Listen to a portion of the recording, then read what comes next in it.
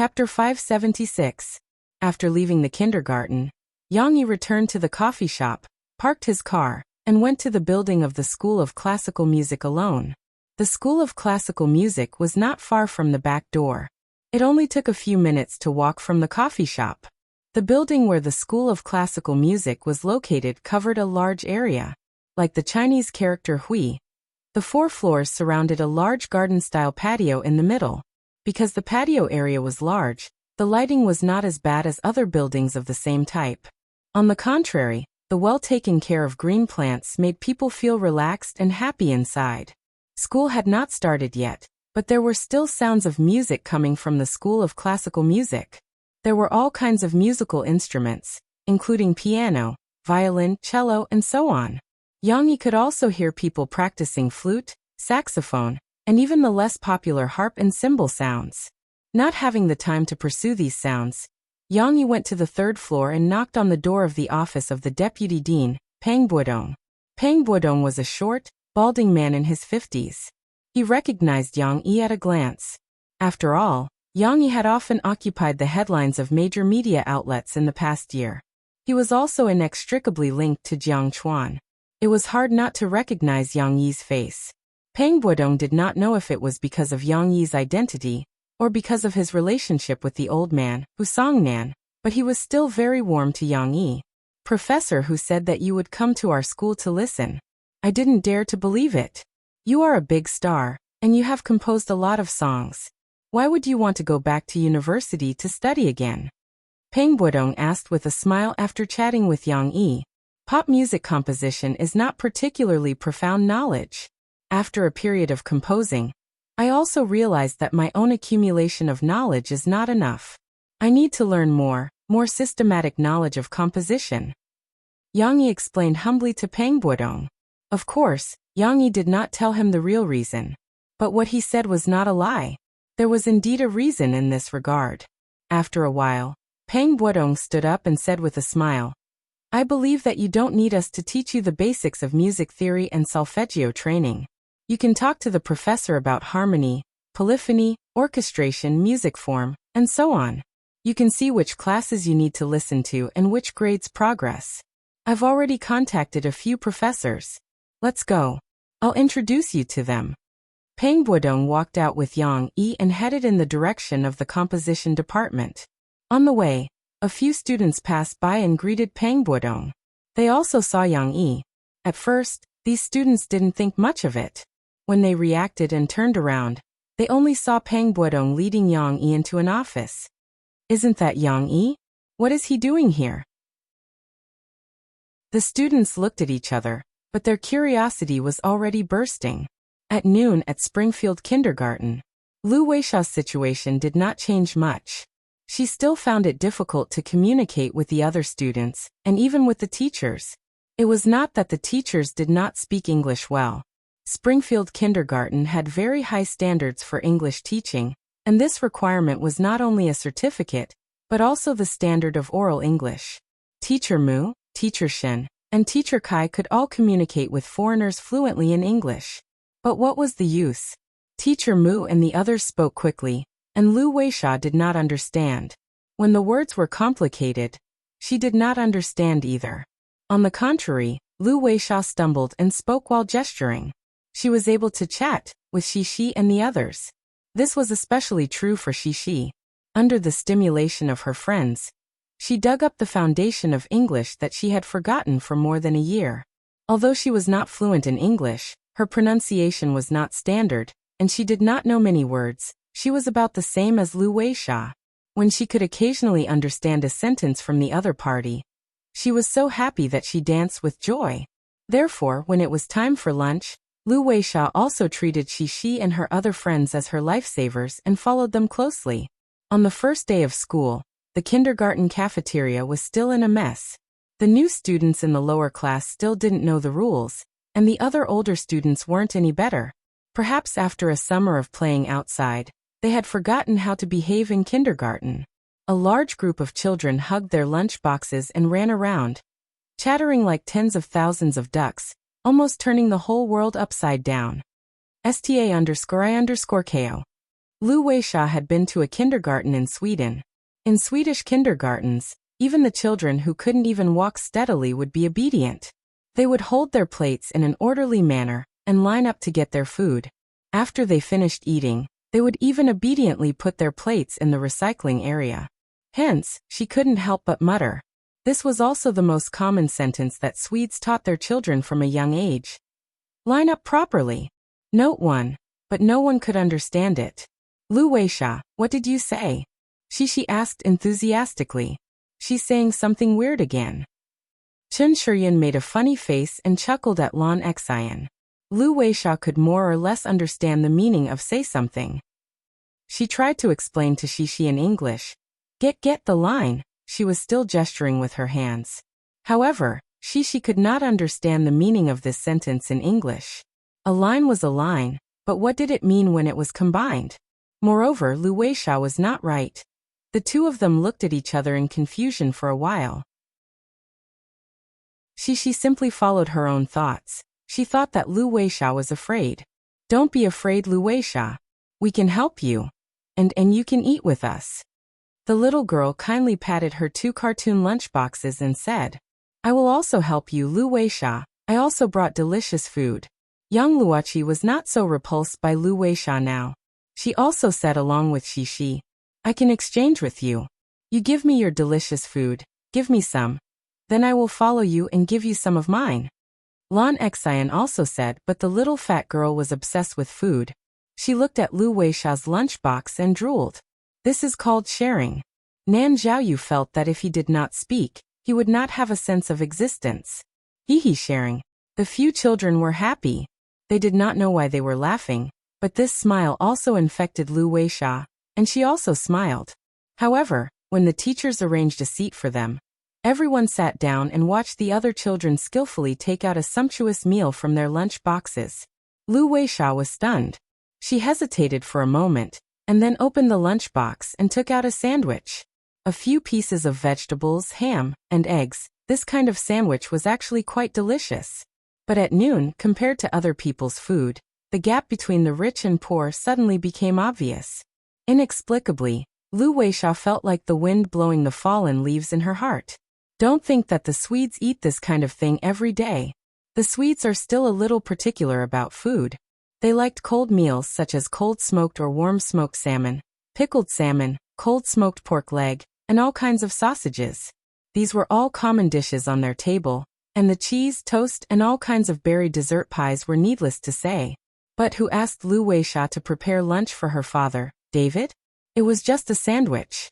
It was soft and cold, and it was hard to eat. Fortunately, Shishi was used to bringing an extra lunchbox for her children. She turned her head and saw Lu Weisha holding a sandwich. Do you want it? Shishi pushed her box of sumptuous and beautiful dishes towards Lu Weisha. And she even changed to English and said again, You want to eat? Not to mention the other dishes, Lu Weisha looked at the lychee meat, tomato, and cauliflower. Just by looking at the thick juices and the red tomato color, she knew that it was sweet and sour. It was very tempting. Lu Weisha could not help but swallow her saliva and asked softly, Can I? Yes, we have to share. Shishi said with a smile. The girl's curved eyes were like the moon in the night sky, as clear as water, as if reflecting people's hearts. Lu Weisha did not understand Shishi's words, but she understood what she meant. Lu Weisha felt warm in her heart, and she said sincerely to Shishi, Tak. Thank you. Chapter 577. You helped a classmate who didn't have lunch. That's a very kind thing to do. Mom is very proud of you. In the evening, when Shishi came back, the little girl told her parents the story of the first day of kindergarten. Obviously, the most interesting story was the story between her and the new transfer student, Lu Weisha. When Murphy praised Shishi's heroic act of sharing her food, the little girl was too excited to be happy. There was more to come. Lu Weisha, she didn't eat a lot, only a little. Because Xian and Shuryan also wanted to eat. Xian even cried. The little girl's narration was a little messy. After saying a lot, Yang Yi and Murphy finally understood. It turned out that because Shishi wanted to share her food with Lu Weisha, the two little foodies, Lan Xian and Chen Shiryan, were a little unwilling. Especially Lan Xian, when she saw Lu Weisha use the fork on her lunchbox to clumsily dig into the food. She spontaneously felt that the duck in her mouth had flown away.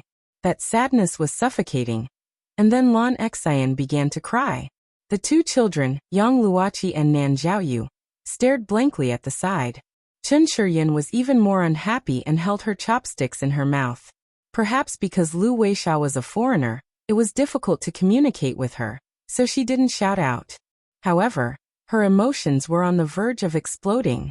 However, Lu Weisha didn't gobble down the food in front of her just because she thought it was delicious. She was really like a little lady. She dug a little bit of each food and then pushed the lunchbox back, saying words of gratitude.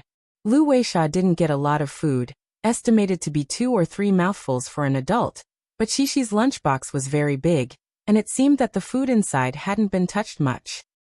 I told Lu Weisha that you should eat more.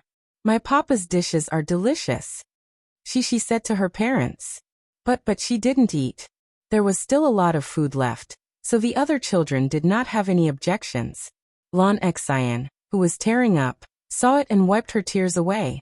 She hurriedly reached out with her chopsticks to pick up the food. If she was too slow, Chen Shiryan would finish all the food. That's because Lu Weisha knows how much she can eat.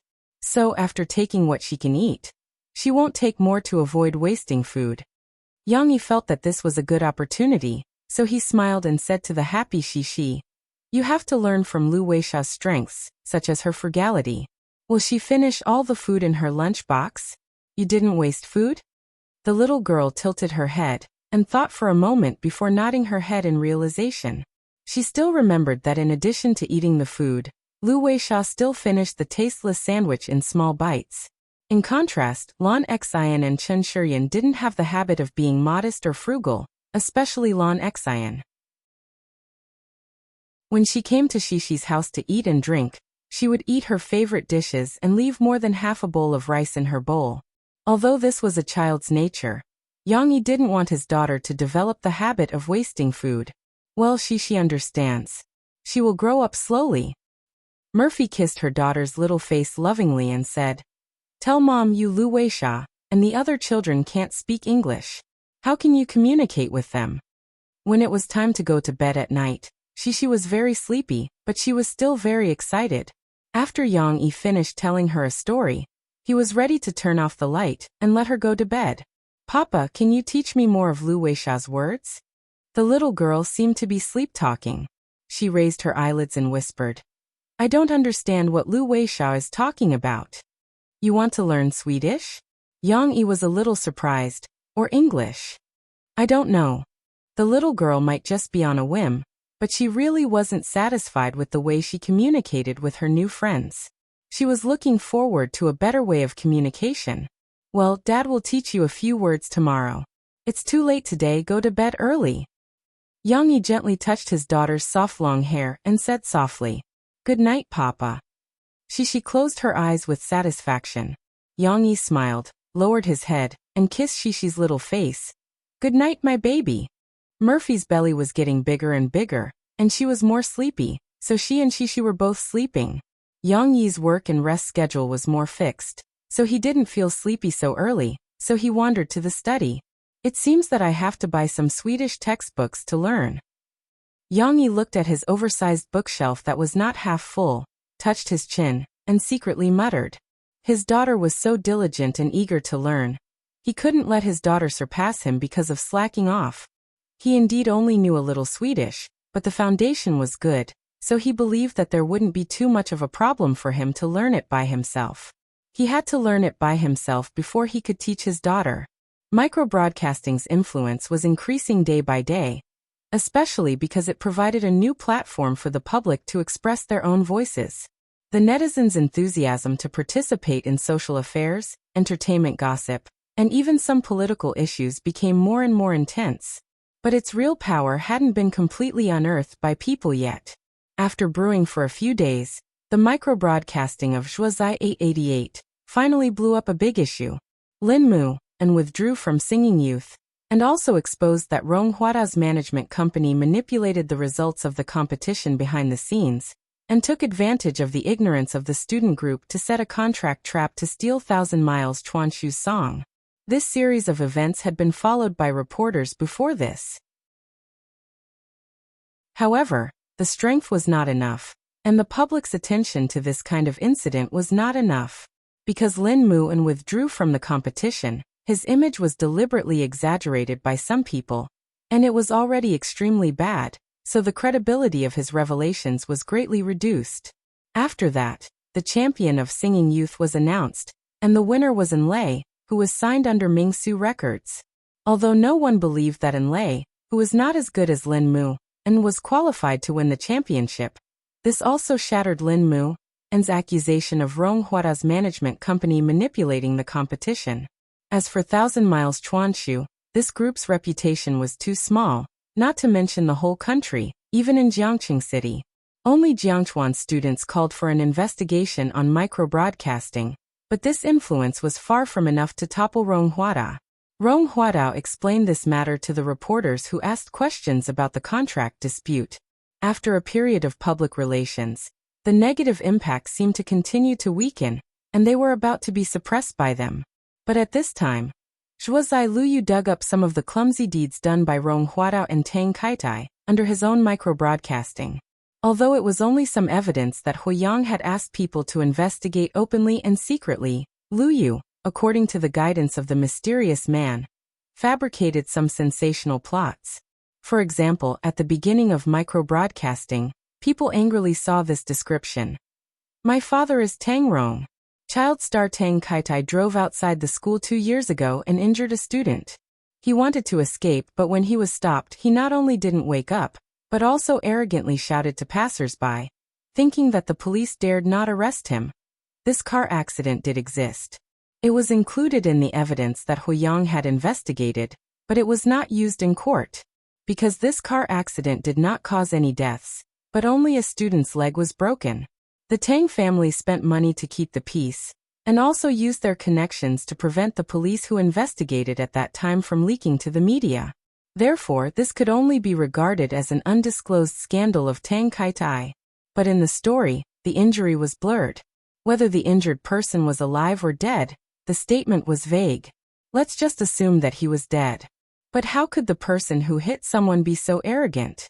As for whether Tang Kaitai was so arrogant, who knew? Anyway, this guy really liked to talk about his father all the time. The netizens in this world also did not lack a sense of justice. They also hated some people who bullied others with their power, and they were also willing to speak up for the weak. With such a sensational plot in front of them, the angry netizens would naturally continue to watch it. Many of the things that Tang Kaitai did with his father's identity as the director of the Xiangnan Television Bureau, such as snatching other celebrities' resources, framing artists he did not like, and even cheating and suppressing Qianli Chuanshu who did not cooperate, seemed to be amplified by anger, and became evidence of Tang Kaitai's crimes. Under the manipulation of people with ulterior motives, almost overnight, the gossip article of "My Father is Tang Rong" was reposted by various internet celebrities. Tang Kaitai, who was a child star and was not particularly famous, finally became the focus of the entire country. "My father is Tang Rong." Behind this sentence, a scene would appear in anyone's mind. Under the protection of an insatiable official, his son was complacently doing wrong things, and even spitting saliva to point out the country. How can we let such an official continue to control our world? How could such a second-generation official be allowed to continue being arrogant and despotic? The next person who might be hit is yourself. Tang Kaitai did not know about this. Before he woke up, his father came to find him and slapped him a few times. Tang Rong asked him to look at the rumors on the internet, and then asked him angrily, "Did you say such things at that time? Is there something wrong with your brain?" "I don't know, I don't remember." Tang Kaitai was still confused. His brain was like a mass of paste, and he could not remember at all. "Didn't I tell you not to use my name to show off? Look what you're doing now. Look at what you've done." Tang Rong hammered the table. However, now regardless of whether Tang Kaitai said this or not, he still had to do public relations to eliminate the impact. In addition to Ronghuada's public statement, vowing that it was false, Tang Kaitai also used microbroadcasting to find Lu Yu, hoping that he could retract his article. The problem of money was negotiable. Of course, there was also coercion and some intimidation of cross-provincial pursuit. However, Lu Yu turned his head and sent a screenshot of their conversation. Unfortunately, Tang Kaitai still used his own micro-broadcasting to find Lu Yu. Lu Yu not only made himself a hero who was not afraid of power, but also showed Tang Kaitai's arrogance. The netizens who followed this matter became more and more angry. However, the government had not yet paid due attention to micro-broadcasting's public opinion. Although the internet was going crazy, there was still no third-party or official response. The netizens on the internet felt even more angry and sad about this situation, and their scolding of Tang Kaitai became louder and louder. They did not believe Rong Huada's public relations at all. A few days later, finally, the State Television Administration was alarmed. They opened an official micro-broadcasting and announced to the public, disciplinary officers have been sent to strictly examine Tang Rong. Chapter 578. Once there was a chance to make the headlines. Unfortunately, Yang Yi didn't cherish it and even gave it to someone else. The cause was when Yang Yi went to Jiangchuan to report, and was seen by some students. Not only did they leak the matter to the reporters, but they also mistakenly thought that Yang Yi went to the composition department of the School of Classical Music to be their teacher. Because of this, the gossip media that received the news even used an extremely sensational headline. Junior high school professor? Is Yang Yi favored because of his ability or fame? Yang Yi's education wasn't a secret. The media had long dug up the story of Yang Yi dropping out of high school to join the army. Yang Yi had also been praised by the media for being able to create such excellent works despite having a low education level. However, people could accept a small fry creating miracles through his own efforts, but they couldn't accept a small fry breaking the rules that everyone had to abide by. University professors had always been respected. Even if there were slackers, most university professors were knowledgeable and accomplished scholars in their own fields. Every step required a lot of effort and time. Yang Yi didn't even take the college entrance examination. He only had a junior high school diploma, and was only a young man in his early 30s. What right did he have to break all the promotion rules and become a professor? It had to be said that such a news report without any evidence had stirred up some people's nerves. Some old pedants even started to argue about it. It wasn't an exaggeration to say that Yang Yi might grab the headlines. If it wasn't for Tang Kaitai's news, the one who might have made it to micro-broadcasting's hot search headlines would have been Yang Yi.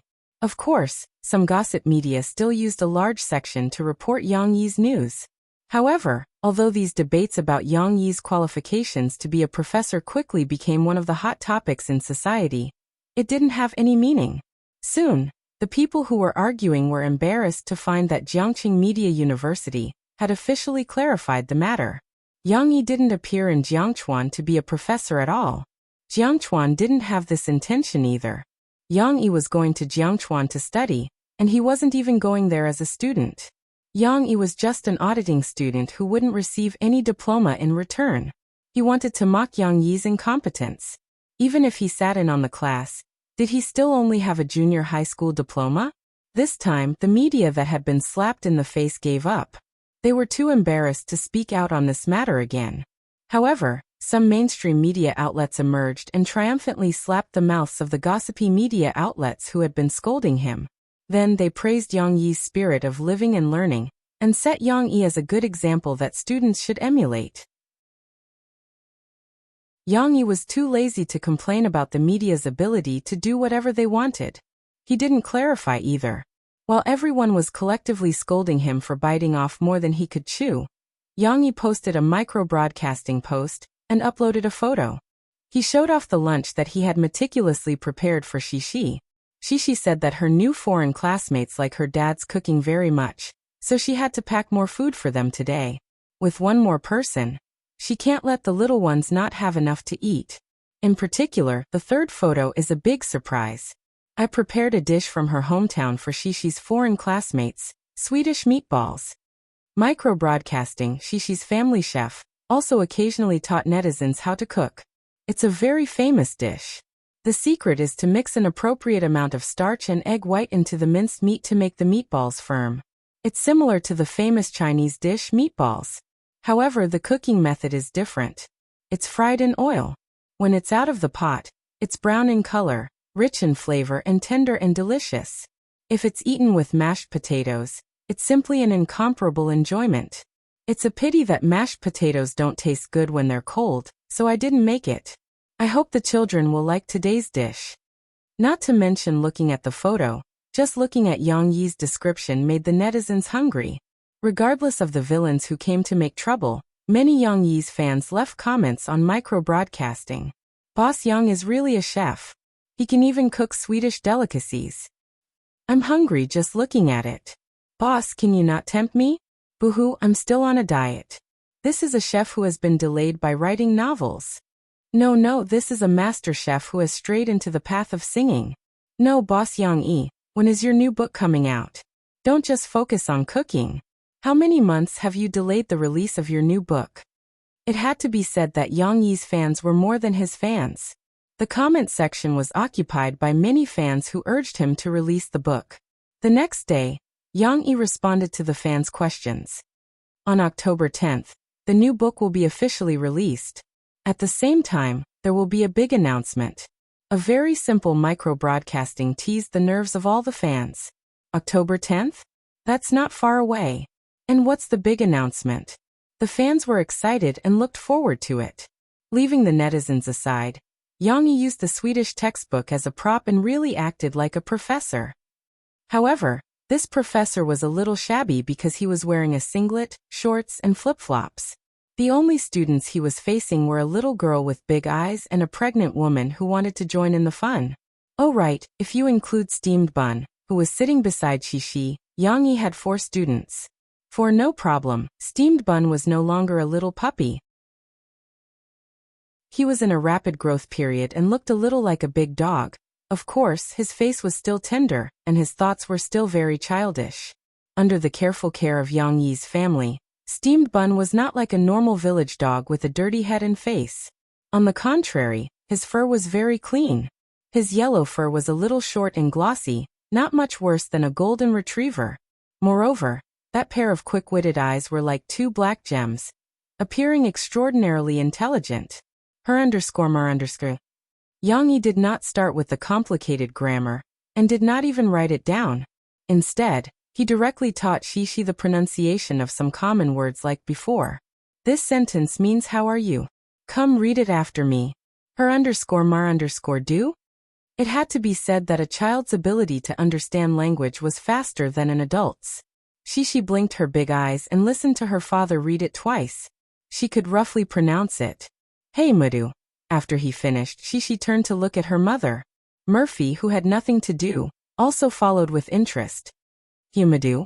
Out of the 4 students, only 2 responded to the teacher's teaching. However, Yang Yi did not mind. He nodded and commented, Shishi's pronunciation is quite close. Very good.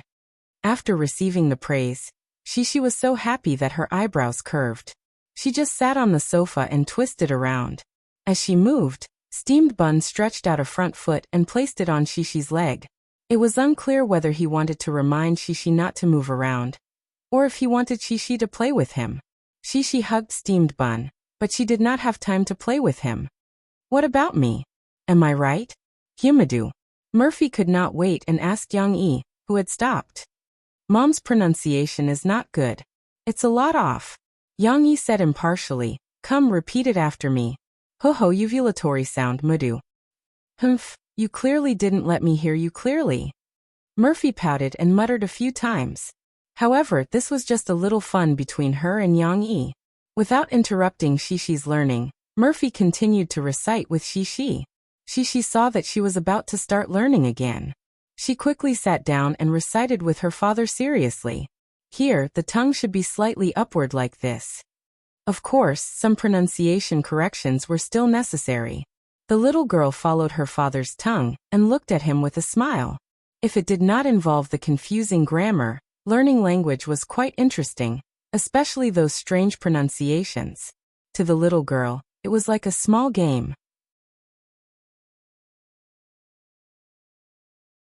Chapter 579. Teaching Shishi to speak Swedish wasn't as easy as it seemed. Even though Shishi was already considered smarter than her peers, she was still only 5 years old. Whether it was her ability to accept or her concentration, she still couldn't compare to an adult. That night, after 2 sessions, one after dinner and another after shower, Yang Yi managed to teach Shishi 5 sentences. In fact, after learning some of the more complicated sentences, the pronunciation would be wrong, and she would need to repeat them a few more times. But no matter what, for a 5-year-old girl to be able to learn 5 sentences in a small language in one night, it was still commendable. The next day, Shishi went to kindergarten happily, and prepared to tell Lu Weisha the 5 sentences. However, the ending should be obvious. Lu Weisha responded happily, but Cici didn't understand, and the two of them had to stare at each other in confusion for a while. The response to Murphy's first fan meeting was very good. Yang Yi brought Murphy to the studio to relax. Mo Shawan showed Murphy some of the letters and gifts sent by the previous batch of fans. Unlike Yang Yi, Murphy was cold on the outside but warm on the inside. She was more concerned about her interactions with her fans and would occasionally write back to them. This was also why Murphy was often sent gifts by her fans even though she wasn't considered an idol. There was nothing special about the gift, but it was Jia Siyuan, who met his true love because of Mo Fei's album. At that time, when Mo Fei said goodbye to her, she said that it was a pity that she couldn't witness their wedding. After this fan went back, she sent Mo Fei a pack of wedding candies. This gift was much more meaningful than any other expensive gift. After these lucky fans returned, they posted some interesting things from the fan meeting, Murphy and Yang Yi's singing, and some photos on micro-broadcasting. Phoebe Studios' official Weibo reposted all of these.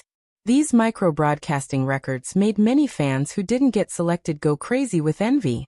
Not to mention the invitations that were like gifts, being able to interact with Murphy at the scene and experience Murphy's usual friendly personality for the first time, as well as singing live without plugging in. These benefits definitely made other fans jealous. The fans are calling for you to continue holding fan meetings. They say that no matter how far it is, even if you have to go to Lhasa, they are willing to go. Mo Shawan said to Murphy.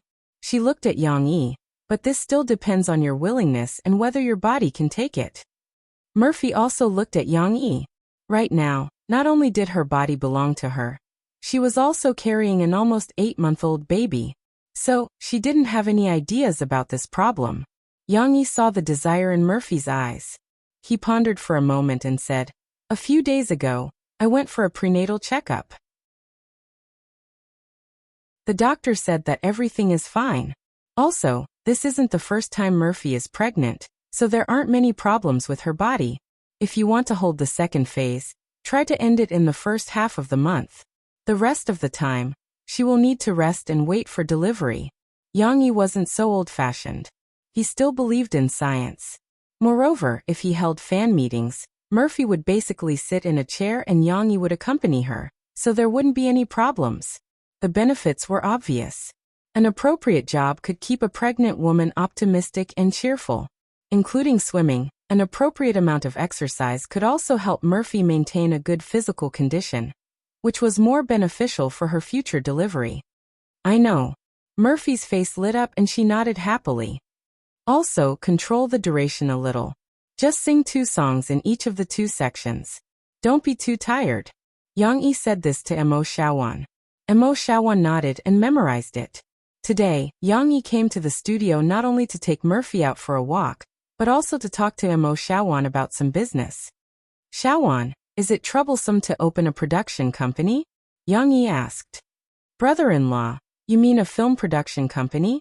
Actually, our Huai brothers can also do it. You see, we can invest in micro-movies like Fairy Tale and The Fugitive. As long as you have money, the project will only look at your funds." Mo Shawan explained to Yang Yi. "I'm talking about an entertainment program production company, or a variety show production company." Yang Yi's words shocked Mo Shawan. Even Murphy looked at Yang Yi in astonishment. Producing a variety show? This was completely different from composing a song or investing in a movie. A variety show involved many aspects, especially complicated people. According to what I know, The variety shows of the major TV stations are separated from production and broadcasting. Many outstanding variety shows are produced by private companies. Yang Yi said. The separation of production and broadcasting also gave private companies a good opportunity. For example, Sister Luo Xian, who had a good relationship with Murphy, the copyright of her program, Jixin Interview, did not belong to Shanghai Satellite TV, but to the production company behind her. Luo Xian and Shanghai Satellite TV had a cooperative relationship. Shanghai Satellite TV provided her with the venue. Luo Xian and her team would complete the production, and Shanghai Satellite TV would be responsible for the broadcast. The profits would be calculated according to the contract. In other words, if Luo Xian was tired of Shanghai Satellite TV, she could wait for the contract to end and go to Beijing or other TV stations in other cities to continue filming Jixin Interview.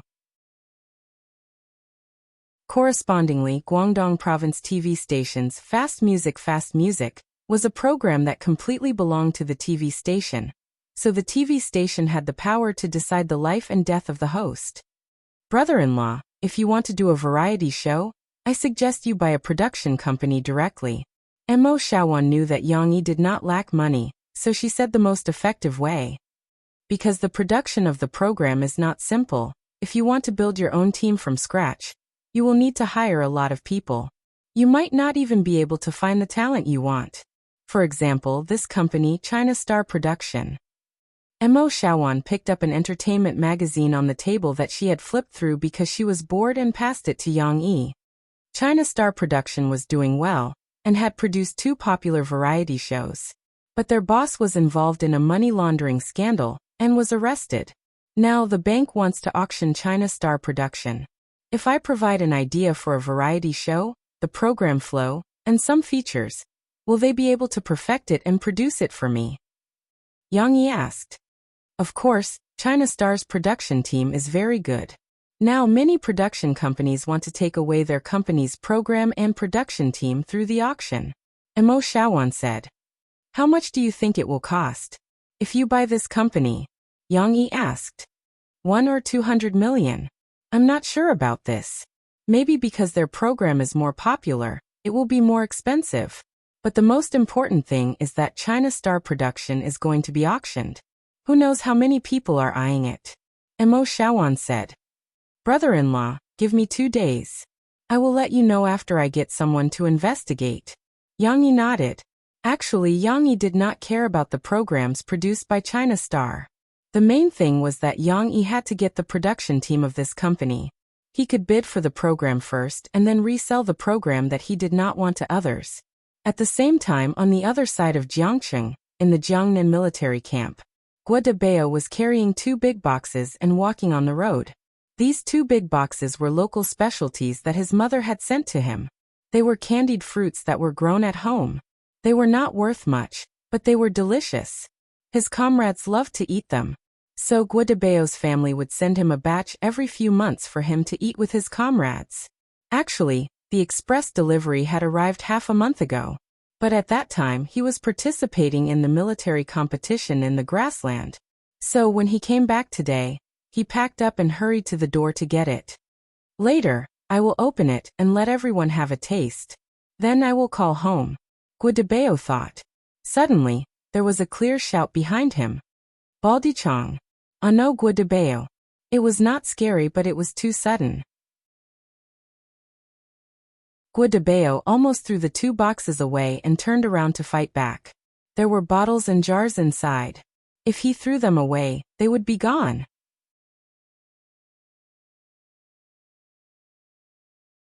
Chapter 580.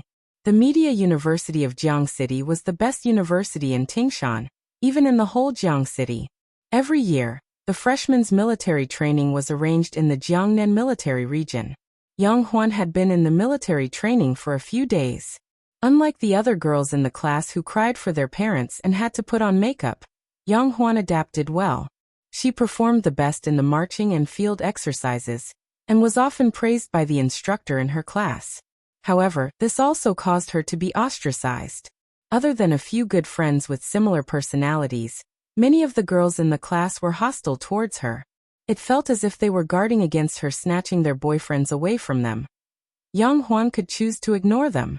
However, in the dormitory, for some reason, her roommates knew that her brother was Yang Yi, who had written many hit songs. Their enthusiasm towards her made Yang Huan feel even more uncomfortable than the others' indifference. Therefore, after the afternoon training and lunch, Yang Huan went out for a stroll with a water bottle on the pretext that he needed to get some water. As Yang Huan walked on the road of the military camp, he recalled what had happened to him a year ago. About a year ago, he had come to the military camp with Guizi to watch someone else film. However, he had gotten lost and ended up in the territory of the Viper Special Forces. She even had a fight with that bad-tempered guy. She had to admit that the guy was good at fighting. Except for her two brothers and her father, he was the only one who could defeat her. Yang Huan used to be invincible in the village and in his high school. Of course, Yang Huan wouldn't get lost anymore. She knew the areas around her training like the back of her hand. As long as she didn't go too far, she wouldn't make the same mistake again. She couldn't wander around. That was against the military discipline. Yang Huan was talking about Gui Debao when she suddenly heard a achoo sound behind her. She turned around and saw a bald guy walking in the opposite direction with two big boxes in his arms. It was a familiar bald guy. He wasn't completely bald. Gui Debao still had some stubble on his head. However, he was used to fighting without hair, and there weren't so many rigid rules in the Viper Special Forces. The bald guy was too rare. The more Yang Huan looked at him, the more familiar he looked. Yang Huan recognized Gui Debao after a few glances. Therefore, with a mischievous smile, she tiptoed over and suddenly shouted, "Baldy Chong! Ah no, Gui Debao!" Baldy Valiant was a series of stories that Yang Yi had told to Shishi. Obviously, the characters were from his previous life, but Yang Yi had never read the story, so he made it up on his own. Yang Huan had also heard of this person from his elder brother. Subconsciously, he used Gui Debao to satisfy his dark psychology of can't I make fun of him even if I can't beat him? Gui Debao was really shocked by her. He turned his head with his eyes wide open and saw a young girl in the prime of her youth. She was like a willow on a dam in spring, smiling like a flower. Her melodious laughter echoed in Gui Debao's ears. Even the spring breeze couldn't compare to her. "Hey, what's wrong, Gui Debao? Don't you recognize me?" Seeing Gui Debao's dumbfounded expression, Yang Huan couldn't help but feel embarrassed. Could it be that he really couldn't remember who she was, and she had to greet him as if he was an acquaintance? That was awkward. "Of course I recognize you. How can I not recognize you? You are Yang Yi's sister." Gui Debao wanted to scratch his head, but he realized that he couldn't free his hands because he was holding two big boxes. "Just Yang Yi's sister? What did you say my name was?" Yang Huan looked at Gui Debao suspiciously. She had a strong suspicion that this big baldy was really going to catch up with her brother after beating her up. Your name is Yang. Yang. Gui Debao was dumbfounded and stuttered, not knowing how to explain. "Sure enough, you really don't remember my name." "Humph, I only know that my elder brother is Yang Yi." Yang Huan pouted. However, seeing how embarrassed he was, Yang Huan didn't want to tease him anymore. "All right, I'll tell you. My name is Yang Huan, Huan as in joy." Gui Debao quickly put down the box and reached out his hand as if he wanted to shake Yang Huan's hand. However, he didn't know if it was because he remembered that Yang Huan was a girl, or because he felt that his hand was a bit dirty. So he shyly withdrew his hand and rubbed it on his pants. Gui Debao wasn't good at communicating with girls. After all, there was no female creature in Viper.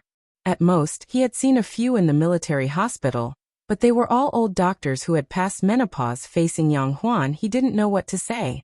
Luckily, he had a prop with him. Gui Debao opened the cardboard box on the side and took out a big can of food.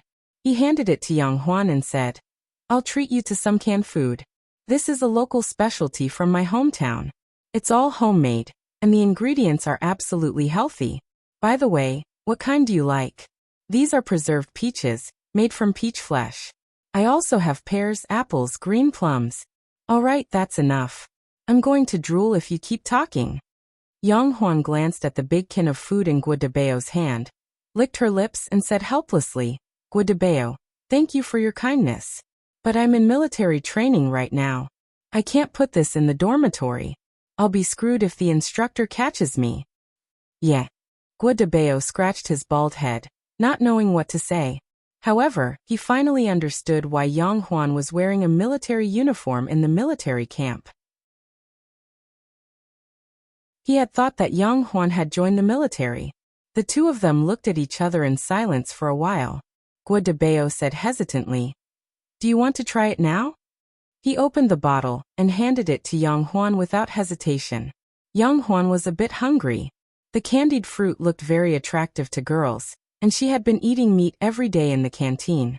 She wanted to eat something to relieve her boredom. Delicious. Very sweet. Yang Huan took a bite and gave Guo Debao a thumbs up. "Really? My mom made it. My comrades all said it's delicious." Guo Debao smiled. It was the first time Yang Huan saw Guo Debao smile like a bad guy. He was quite cheerful when he smiled. She couldn't help but take another bite and let Guo Debao close the lid. She said, "Thanks, Guo Debao. You're treating me to something so delicious. You can go to my brother's place next time. You know where it is, right? It's the coffee shop behind Jiangchuan. I'll treat you to a meal." As the saying goes, courtesy demands reciprocity. "Okay." Guo Debao thought for a while and said, "When will your military training end? They won't be so strict when you leave. I'll leave you a can since you like it so much." "Really? Our performance tomorrow will end the day after tomorrow. A car will pick us up in the evening.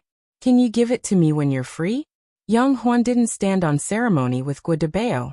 She smiled and asked, "Yeah, we just came back from a competition. We don't need to go out for training this week except for basic training." Guo Debao nodded. "You guys had a competition? What competition? Did you get first place?" Yang Huan couldn't help but ask curiously. Well, Guo Debao was embarrassed again. He scratched his head and said embarrassedly, "It's a competition in the military. I didn't get first place. The first place belongs to your brother's previous unit. They're better." "It's okay. You're good too. Work hard and get first place next time." Yang Huan patted Guo Debao's shoulder and smiled. Guo Debao looked at the pretty Yang Huan in her military uniform and her bright smile. He couldn't help but feel a little absent-minded. It was as if he was bathing in the spring breeze. He nodded firmly. "Okay, I'll talk to you later. I have to get water and go back to the dorm to rest. Otherwise, if the instructor catches me, you know." Yang Huan smiled and pointed at the two big boxes beside Guo Debao's feet. "You should go back too. Can you carry these two boxes?" She chuckled. "Actually, I'm just concerned. I can't help you even if I want to. It's okay. I can do it." Guo Debao smiled, revealing his white teeth.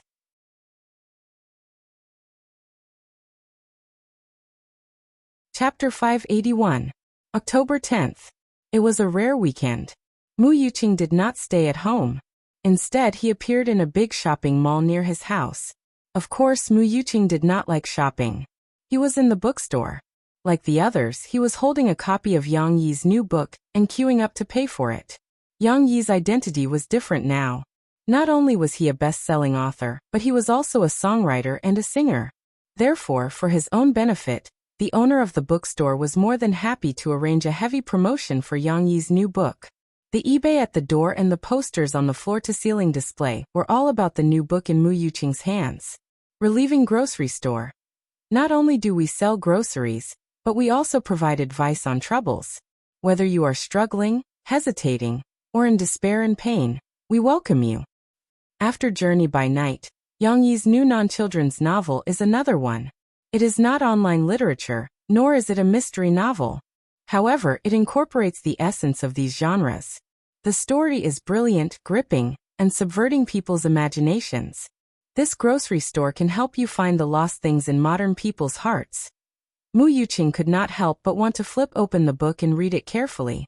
However, he still had to pay for it first. Actually, Mu Yuqing had already participated in the pre-sale online. Just like before, the new book was delivered to him at noon by the Sahara Express Games. However, Mu Yuqing could not wait that morning. He went to the biggest bookstore near his house and bought a copy. Although the bookstore's price was a little more expensive, Mu Yuqing did not mind. He bought an extra copy as a small reward for Yang Yi, the cute author who treated him to a meal out of gratitude. While queuing, Mu Yuqing overheard a few customers who were also Yang Yi's fans chatting in front of him. I heard that Prison Break is going to be made into a TV series? I know. Didn't you see the news this morning? Sahara Press held a press conference to talk about our book and introduce Prison Break. They said that not only did they sell the copyright, but they are also preparing to select people to film it. Hey, is what the two of you said true? Who's going to film it? Prison Break is set in America, and it's such an exciting story. I don't want some small domestic film company to ruin it. Don't worry. I heard that they're not just selling the show to Wolf TV station. They're also getting a share of the viewership ratings. The director is Paul Tenier. Have you heard of him? He's a very famous TV drama director in America. Criminal Thoughts was directed by him. I've watched Criminal Thoughts before. It's a very exciting American drama. If it's their director who's directing Prison Break, I'll be more at ease. Hearing this, Mu Yuqing patted the other party's shoulder in amusement and said, "Brother, I heard you guys talking about the copyright of Prison Break. I don't think you guys need to worry at all. Master Yang Yi pays great attention to the copyright of his works, like Soldier Assault and Drawing Sword. Didn't he choose a good director for these two works? If Chen Fengchen can't do it well, I don't think there are many directors in China who can do it well." That's true. A few of Yang Yi's fans laughed. Also, let me tell you guys, before the copyright of Prison Break was sold, there's a story behind it. I don't know if you guys know about it. Mu Yuqing deliberately kept them in suspense. Olchi, don't be like this. Hurry up and tell us what you know. The fans shouted impatiently. Okay, listen to me. It's said that before Wolf TV station came, Global Pictures had their eyes on Prison Break, but they didn't offer good conditions and hoped that Yang Yi would adapt the work into a story that happened in China. Yang Yi didn't agree, so he kicked Global Pictures out. Of course, now that he's sold it to Wolf TV station, Master Yang Yi has offended Global Pictures. Mu Yuqing shrugged and said. This was what he saw in a post on Yang Yi's personal website. The people from Sahara Publishing did not clarify or admit it, which meant that it was very likely to be true. Really? Global Pictures. They're giants. What if he offended them? The fans were worried. It's okay. Wolf TV station's background is no worse than Global Pictures. They have the backing of Time Corporation. Yang Yi isn't afraid of them. Mu Yuqing comforted. But was he really not afraid? Mu Yuqing didn't know. It might be fine overseas, but Time Corporation's protection didn't extend to China. Mu Yuqing didn't want to think too much. After he paid for the book, he sat in the open-air coffee shop in the middle of the mall. He found a comfortable and quiet place and couldn't wait to start reading. Mu Yuqing was baffled by the first few pages. It seemed like there were 3 thieves. One was called Lu Xiang, one was called Wu Dun, and one was called Guanxing. They did something bad and wanted to hide, so they hid in an old grocery store.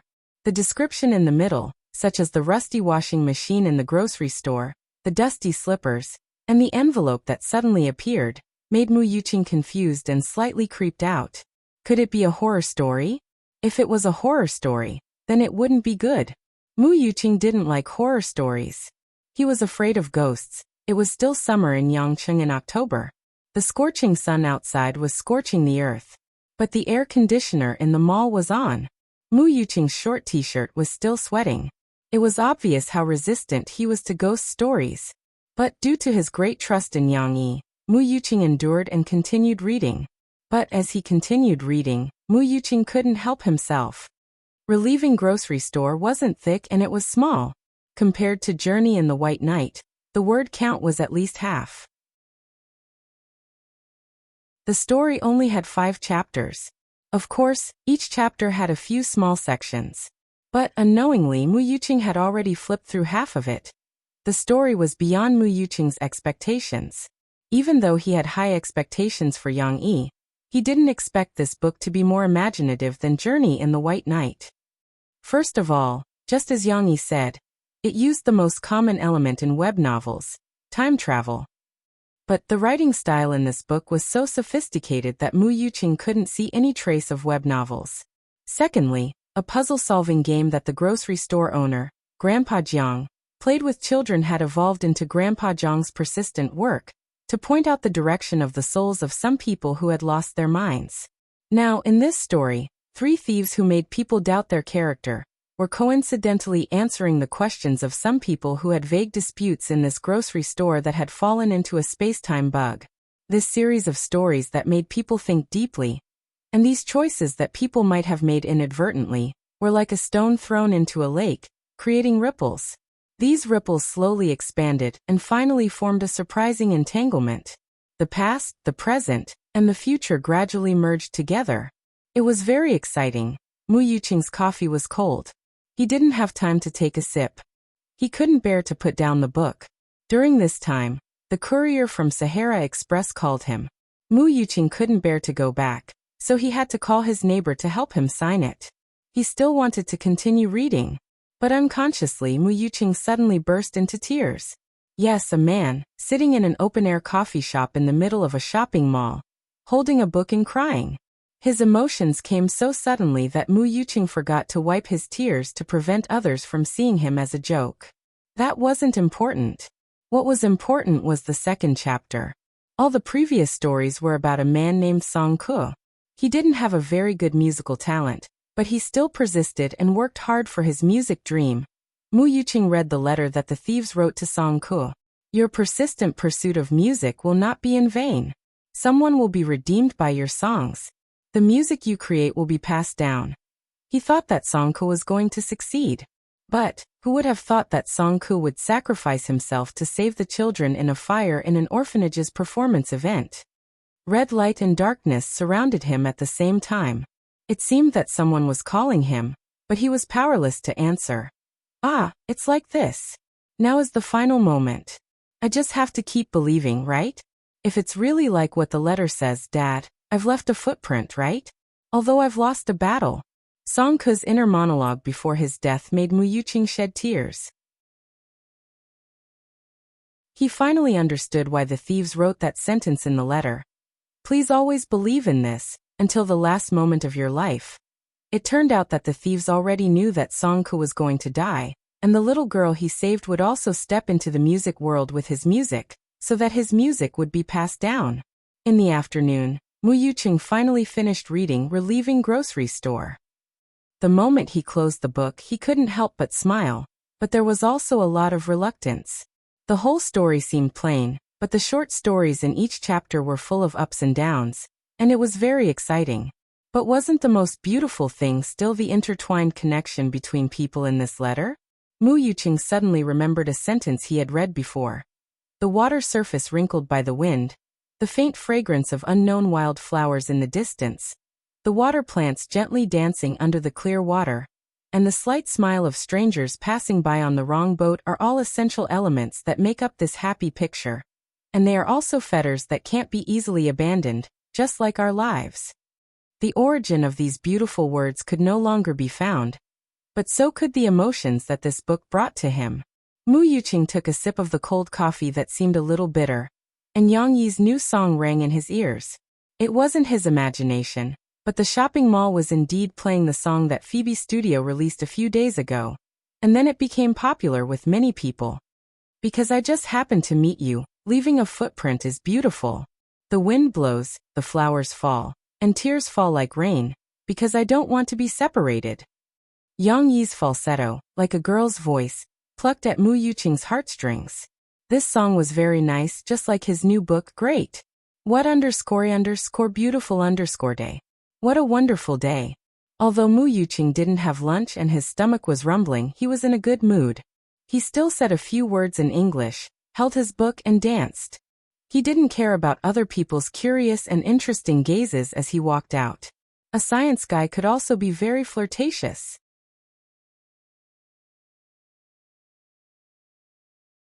Chapter 582. Ding Xiang, why are you playing my song in the cafe? Hurry up and change it. I won't blame you even if you play Little Gua's fairy tale. Solace had just been released, so its impact was not obvious. On the other hand, Just Happened to Meet You, which was recognized by netizens as a song that Yang Yi had specially written for Murphy, was pushed to the top 10 of the new song sales chart by fans a few days after it was released. It was a good result, and Ding Xiang also contributed to the sales.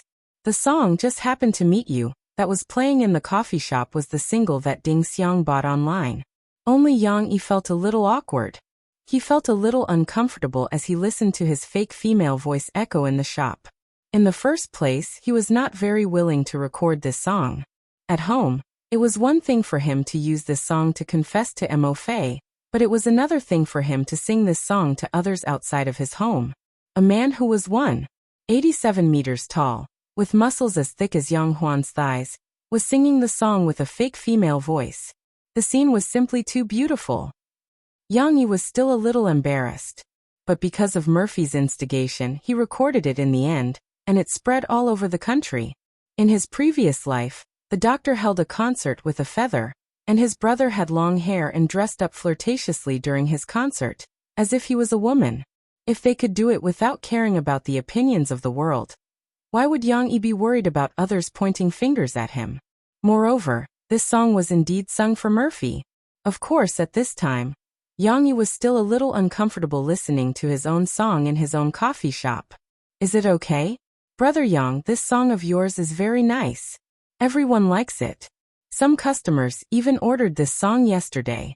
Ding Xiang smiled at Yang Yi. Ever since the issue of her younger brothers and sisters schooling in the stronghold, which she was most concerned about, was solved and she no longer had to bear the heavy financial burden, she seemed to have become much more relaxed. The smile on her face also increased, and she was no longer as reserved as before. Ding Xiang didn't seem to care about the money she had given her for the past 6 months. She was like a Buddhist epiphany, learning to embrace her own life. I also think it sounds good. Don't change it, okay? Mo Fei giggled with Yang Huan on the side. After returning from military training, Yang Huan was a little tanned, but she didn't mind. She was now splitting the canned sweets that Guadabeo had given her before she came back, and sharing them with Xixi and Murphy. Cici quite liked this kind of sweet food. She was holding a small piece, pinching it with both hands and nibbling on it like a little squirrel, revealing 2 white and cute front teeth. Does it taste good? Yang Huan asked. Xixi couldn't be bothered to reply.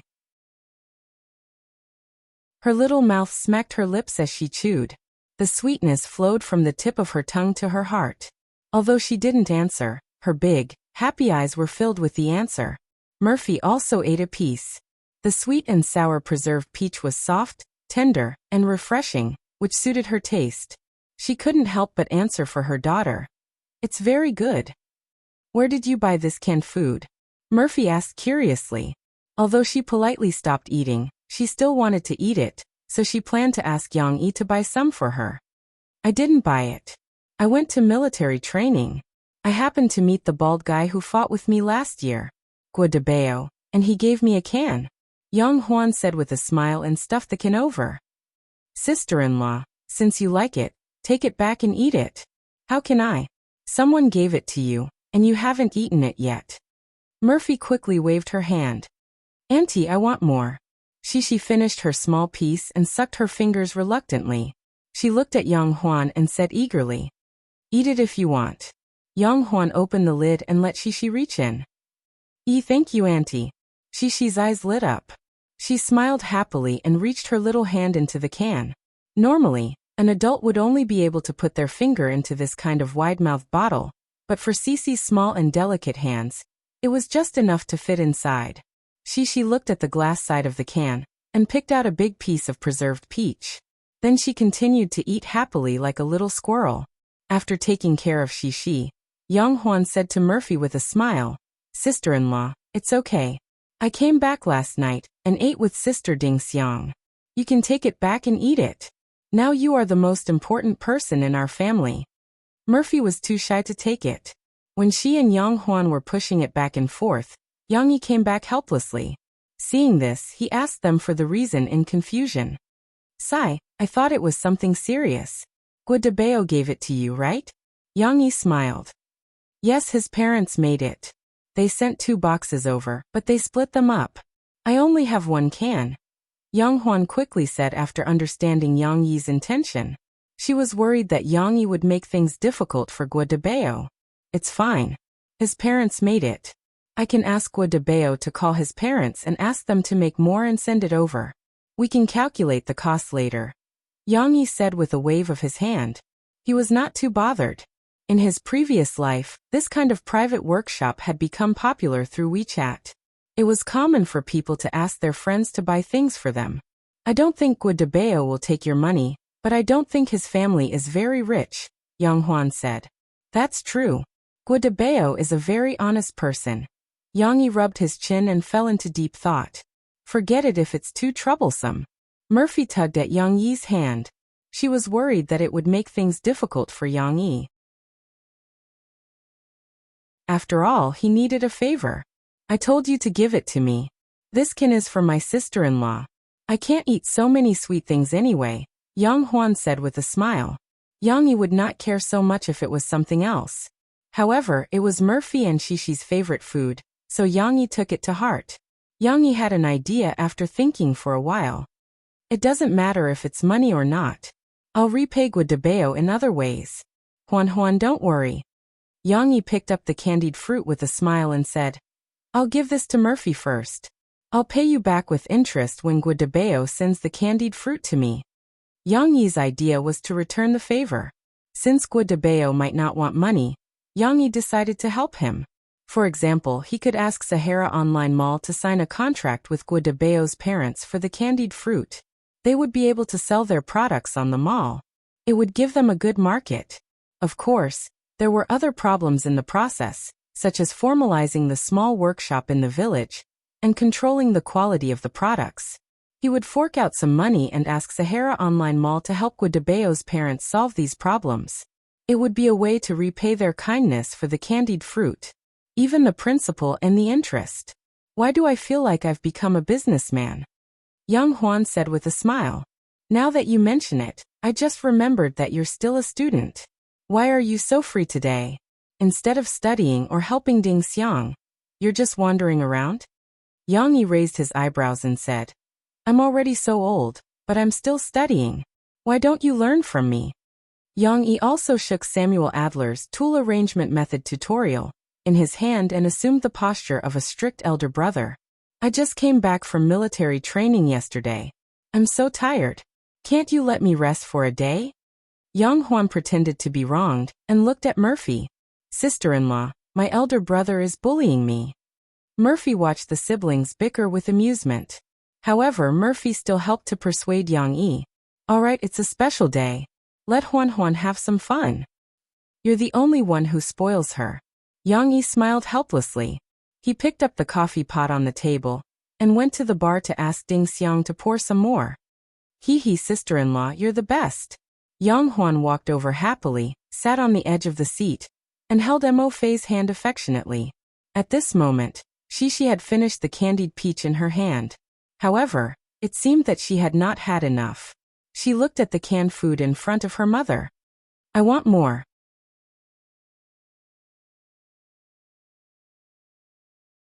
Chapter 583. Autumn rain followed by cold. In late October, a light drizzle marked the beginning of autumn in Jiangcheng. Although it was only physically cold, the children in Springfield Kindergarten put on thick coats. Only today, because the weather was sunny and the sun was warm outside, the teachers allowed the children to take off their coats and play outdoors in the fresh air. Shishi, Exionaire, let's play hopscotch? Young Luochi suggested. Young Luochi's body was flexible, so she liked to play this game. However, she was not the only one who liked to play this game. Shishi, Chen Shiyin, Nan Zhaoyu, and even Lan Exien liked it too. Lan Exien was chubby, so she often lost when playing hopscotch. However, the more she lost, the more she liked it. As soon as she heard young Luochi's suggestion, the energetic Lan Exien shouted excitedly, Okay. Hopscotch. Hopscotch. Shishi was also very happy. She held young Luochi's hand and jumped up and down. I'll go too. Chen Shiyin and Nan Zhaoyu came over. At the same time, Shishi's good friend, Lu Weisha, also came over. She said in Chinese with good pronunciation, Angel, I want it. Let's go together. Can I? After half a month of interaction, not only Xishi's Swedish, but also Lu Weisha's Chinese, and all the children's English had improved significantly. Although the grammar of the foreign language the children spoke was not standard, they learned some simple words very quickly. After that, they spoke more and tried more. The speed of improvement was faster than some adults who learned foreign languages until their brains exploded. For example, little Han. Now Lu Weisha could speak and listen in on some simple daily conversations. She had completely integrated into Xishi's small circle. After playing with her friends, Lu Weisha became a lot more cheerful. She wouldn't have dared to take the initiative to join the game half a month ago. Angel was Yang Luoqi's English name. Lu Weisha couldn't tell the difference between Xishi and Qiqi, so she chose to call Xishi Cici and Yang Luoqi Angel. Yang Luoqi nodded and said to Lu Weisha, "Sure, let's play together." The hopscotch game was in the middle of the kindergarten. It was originally drawn by the outdoor class teacher with chalk for the children, but later the teacher found that the children liked this game very much, and the chalk words on the ground were easy to wear, so the kindergarten used paint to draw a few houses on the ground to prevent the children from fighting over them. Xishi and the others found an empty one. They picked up a small stone and began to play rock, paper, scissors. Scissors, rock, paper. The children shouted the slogan, and together, they threw their fists and stretched their fingers. Even Lu Weisha followed suit. In fact, she had already played with Xishi and the others, so she roughly knew the rules. However, she didn't pronounce the slogan correctly. Demons eat head paper. This didn't hinder them. After a few rounds of rock, paper, scissors, it was decided that Xishi would be the first to jump. "I can be the first to get the house." Xishi held the small stone and said happily to her friends. Because this sentence was a little complicated, she used simple Swedish to speak to Lu Weisha. She gestured with one finger and said, "I am the fastest." Lu Weisha grinned. "Nay. No, you're not." In the end, she said it in Chinese. After she set the flag, she began to jump. She first threw the stone on the first square, then began to jump on one leg. She jumped from the first square until she reached the fourth and fifth squares. Then, she jumped on the sixth square with one leg and landed on the seventh and eighth squares. She then jumped up and turned around. The little girl's legs were very long, and her jumping ability was also very good. When she jumped up high, her long hair swayed like a horsetail whisk, dancing in the air like a young girl dancing ballet. "I can jump very fast." Xishi gasped for breath, but she didn't forget to tell her friends cheerfully, "You can't talk, you have to jump quickly." Chen Shuryan shouted like a teacher in the moral education department. Well, Xishi continued to jump.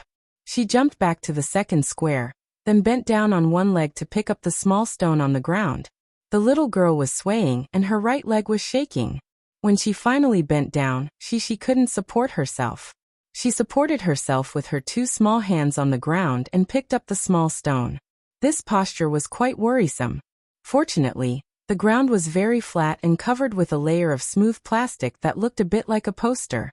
Otherwise, the little girl's small pink palm supporting the ground would make one's heart ache. After Xishi picked up the small stone, she stood up unsteadily, but she continued to jump. However, when she jumped to the seventh and eighth squares and turned around, Xishi didn't jump well. She turned around and stepped on the line, and was caught by the observant Chen Shuryan. "Aha, Xishi, you failed!" Chen Shuryan cried out in high spirits. She was dancing with joy as if she had won. "Okay, then who's next?" Xishi looked down at her feet and sighed regretfully.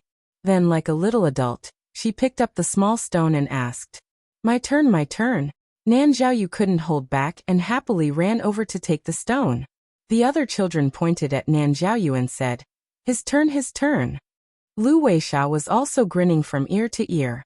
She followed the others and shouted, Knife him, knife him." It was Nan Zhaoyu's turn to jump. Nan Zhaoyu and Xishi often played hopscotch, so they were quite skilled. Perhaps the boys' athletic standards were quite good. Nan Zhaoyu didn't make a mistake like Xishi when he jumped to the third round. However, at this time, a group of boys including Wang Shijuan passed by. They were all boys, and they were shouting that they wanted to play the seesaw. Just then, they saw Nan Zhaoyu playing hopscotch. It was unknown who started it, but they all laughed and shouted, "Nan Zhaoyu playing hopscotch with a girl.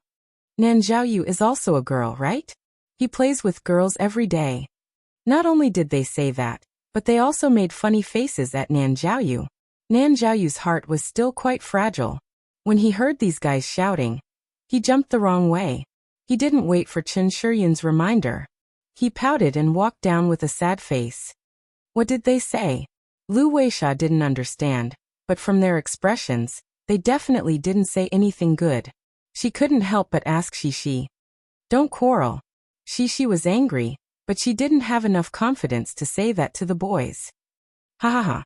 Shishi is Nan Zhaoyu's wife. The naughty boys even teased Shishi. "Don't quarrel," Yang Luoqi said to Lan Xian worriedly, but Yang Luoqi's voice was too soft. "They said that Nan Zhaoyu is playing with a girl," Shishi explained to Lu Weisha, but Lu Weisha still didn't understand what she said. Lu Weisha was confused and asked again in Swedish. "I don't understand. Shishi, can you say it again?" Cici had no choice but to gesture with her fingers and explain in Rue in English. You're right, he Nan Zhaoyu spell play, and we are like a girl like a girl."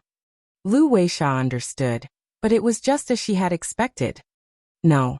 Lu Weisha stood in front of the boys and said in Chinese, which she didn't know much. "Apologize. Apologize. Apologize to Nan Zhaoyu." When Cici saw that all her friends had stepped forward bravely, her sense of justice was bursting. She also stepped forward and said angrily.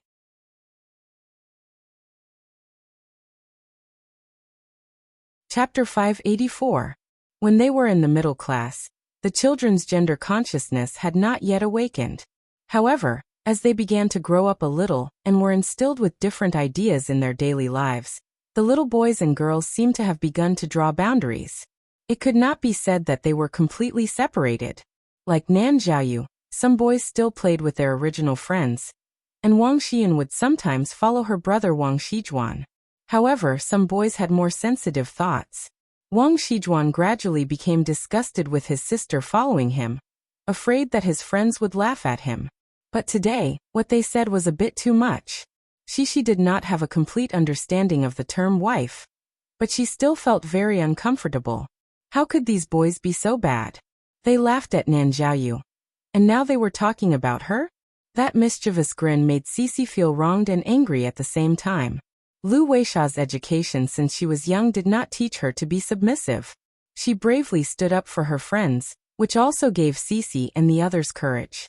Shishi and Chen Shiyun angrily pressed forward. Shishi was actually a bit lacking in confidence. The little girl had not experienced any fierce battles since she was young.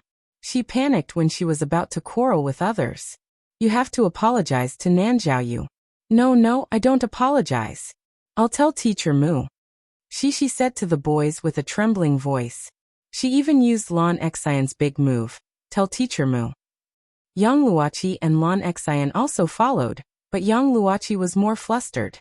Her eyes were red and she sadly wiped the corners of her eyes. "Girls only know how to cry. We won't apologize to you." The boy who mocked Shishi just now was very bold.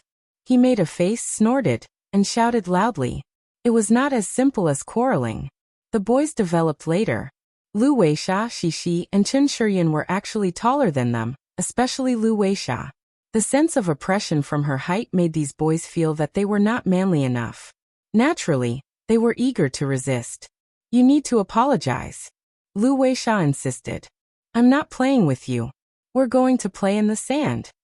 A boy felt impatient and called out. The few of them were about to leave. The former little devil Chen Shiyun had not been a big brother for many years, but today she was going to stand up for her good friend. Chen Shiyun pulled the boy and tugged at his clothes. "You're not allowed to leave." A war was about to break out. Yang Yi had been studying with the old professors of the School of Classical Music for a while. From the early days of appreciating and distinguishing various instruments to the present analysis of the structure of some classical pieces, he seemed to have entered a brand new world. Like a sponge, he desperately absorbed new knowledge. The range of his classes was very wide.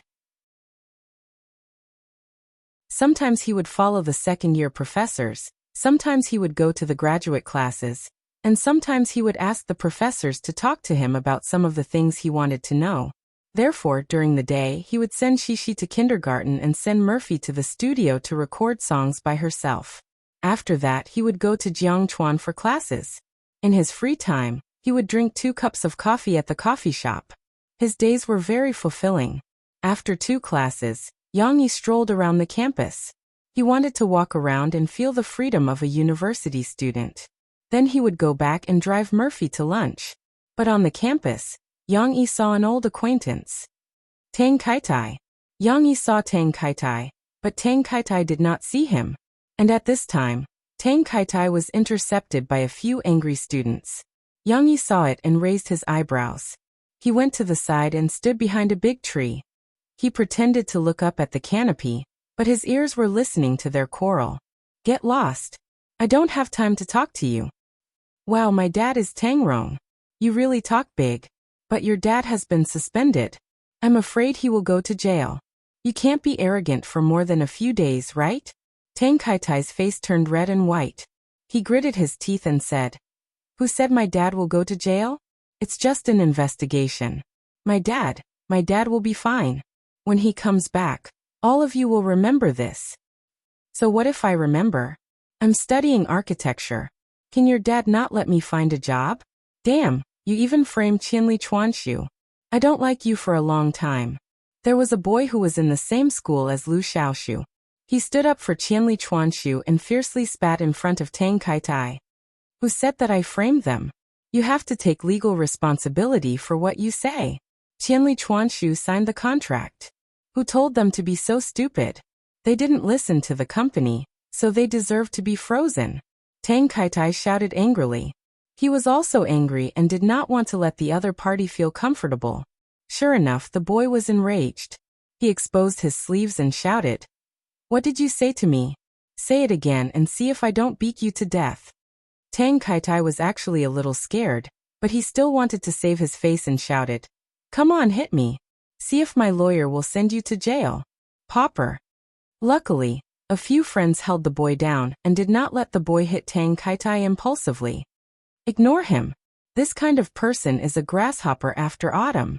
He won't be able to jump around for more than a few days. His friends advised. Sooner or later, someone will find out about him. He already killed someone. Who said I killed someone? I didn't kill anyone. Tang Kaitai said angrily. He was really wronged about this. Zhuozai Luyu's news not only made Tang Kaitai's image of a scammer deeply ingrained in people's hearts, but under the word of mouth, Tang Kaitai's car accident evolved into a car accident that killed someone. Many netizens were angry that Tang Kaitai disregarded human life and escaped legal responsibility. So, even if Tang Rong was suspended for investigation, they were not satisfied. They called for Tang Kaitai to get the punishment he deserved.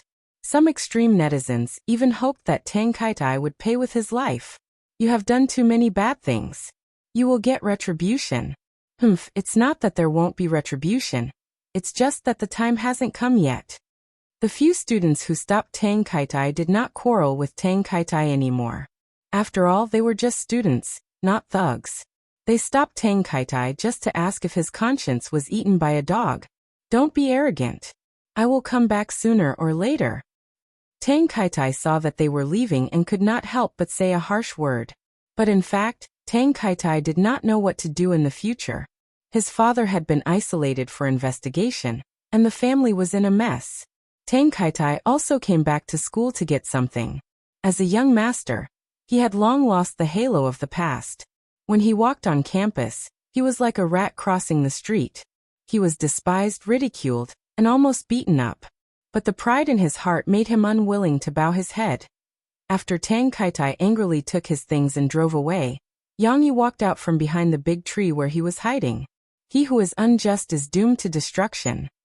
Yang Yi shook his head gently. He felt that he did not need to add fuel to the fire. Tang Kaitai had been abandoned by the world, and had already received the greatest punishment for this young master. At this moment, the phone in Yang Yi's pocket suddenly rang. Teacher Mu. Yang Yi looked at the caller ID and was a little puzzled, but he did not dare to neglect it and picked it up. Hello, Teacher Mu. Why are you calling me at this time today? Did something happen to Shishi? Yangxi's father, it's like this.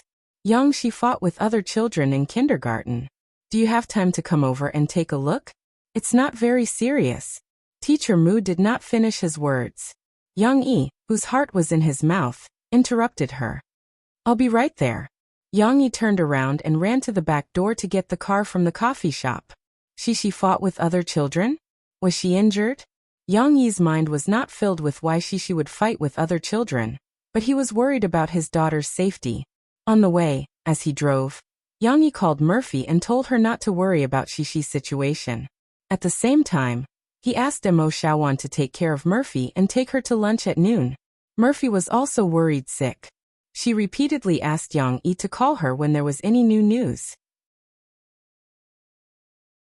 When Yang Yi arrived at the kindergarten, he saw the little girl who was crying her eyes out.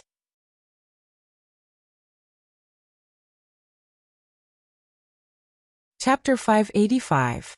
When Yang Yi saw Cici crying like a baby, his heart tightened. He took big strides and ran to his daughter's side. He bent his knees and squatted down asking, Cici, what's wrong? Were you beaten? Dad is here. Tell Dad, where were you beaten? While he was worried, Yang Yi was actually quite angry. He was reluctant to beat his own daughter. Which little kid was so bold as to beat Shishi? However, Yang Yi was so focused on Shishi that he didn't notice Teacher Mu, who was smiling bitterly next to him. Shishi raised her big eyes, which were hazy from crying, and recognized her father's big face. At this moment, her heart seemed to erupt again like a volcano, and strong grievances surged up like magma. Papa! Shishi cried and threw herself into her father's arms. Her small hands shrank in front of her father's chest like a frightened deer, and she cried even harder in her father's arms. Tell Dad, where were you beaten? Are you injured? Yang Yi asked while checking his daughter's body. Her face was fine. Except for her red eyes, the rest of her skin was still pink and tender, and there were no traces of external injuries. Yang Yi held Shishi's small hands and looked at them. There were no bruises on her arms. Yang Yi gently pressed her body, and he didn't see her in pain. Could it be an internal injury? Shishi sobbed and shook her little head. In fact, she recovered a little in her father's arms, but she cried so hard that her throat was blocked and she couldn't speak. Finally, Teacher Mu couldn't help it. She didn't know whether to laugh or cry and said to Yang Yi, Dad, Shishi, in fact, other children didn't beat Shishi. It was she who pushed a boy down and accidentally punched another boy. But it's not Shishi's fault. The scene at that time was indeed like that. The two groups of children were in a confrontation, and were suppressed by the tall Lu Weisha. The little boys felt that their dignity was being challenged. Therefore, in order to show off his manliness, Wang Shijuan, who was more muscular, rushed up angrily and pushed Lu Weisha, who knew that Lu Weisha would only grow taller. The Swedish girl fell down after being pushed by Wang Shijuan. She sat on the ground and cried. Don't cry, get up. Wang Shijuan was actually dumbfounded at that time. He thought that Lu Weisha had faked the fall and was afraid that the teacher would see her crying, so he hurriedly tried to pull Lu Weisha up. When Shishi saw that her good friend was being bullied, she became hot-headed. With tears in her eyes, she puckered her lips and rushed forward to push Wang Shijuan away. Shishi had inherited her father's genes. Although she usually didn't show off, she was really strong. When she was angry, she threw Wang Shijuan from the side and rolled a few times on the ground. But she didn't want to fight with others. After the little girl did these actions, she started to cry. She even choked on her sobs and muttered, You can't fight. Fighting is not a good child. The naughtiest little boy from before, the one who had badmouthed Shishi, was very close to Wang Shijuan. At this time he ran up angrily and grabbed one of Shishi's small hands, shouting, Yangshi, you hit me. However, at this time, Shishi wasn't in a good state. She felt that her left wrist was in pain from being grabbed. She struggled to break free in a panic, but she couldn't break free, so she subconsciously waved her right hand and hit the little boy's chest. No one could tell how much strength she used. In any case, the little boy fell down like Wang Shijuan, but he still had the strength to cry on the ground in fear. Shishi was frightened by her two violent acts. Moreover, the little boy's words, Yangshi, you hit me, were like a thorn in the little girl's heart. Sob sob. I didn't do it on purpose. She squatted on the ground at one side, hugging her knees, and cried even louder. Teacher Shun, who heard the noise and rushed over, was a step slower. The cries of the 4 children on the ground were enough to intertwine into a symphony. Of course, Yang Yi could only roughly reconstruct the situation, just now after listening to Teacher Mu's explanation. This was because these were all told to the teacher by other children, such as the People's Discipline Inspector, Comrade Chen Shiyin, and the righteous hero, Comrade Lan Xian.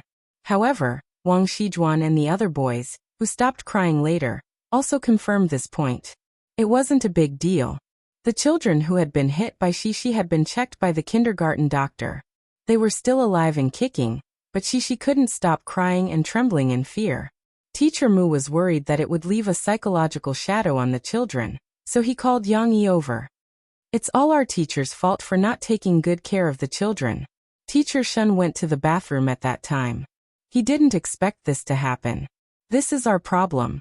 As for the children, I told them to apologize to Lu Weisha, Nan Zhaoyu, and Shishi. But now Shishi's mood is still unstable.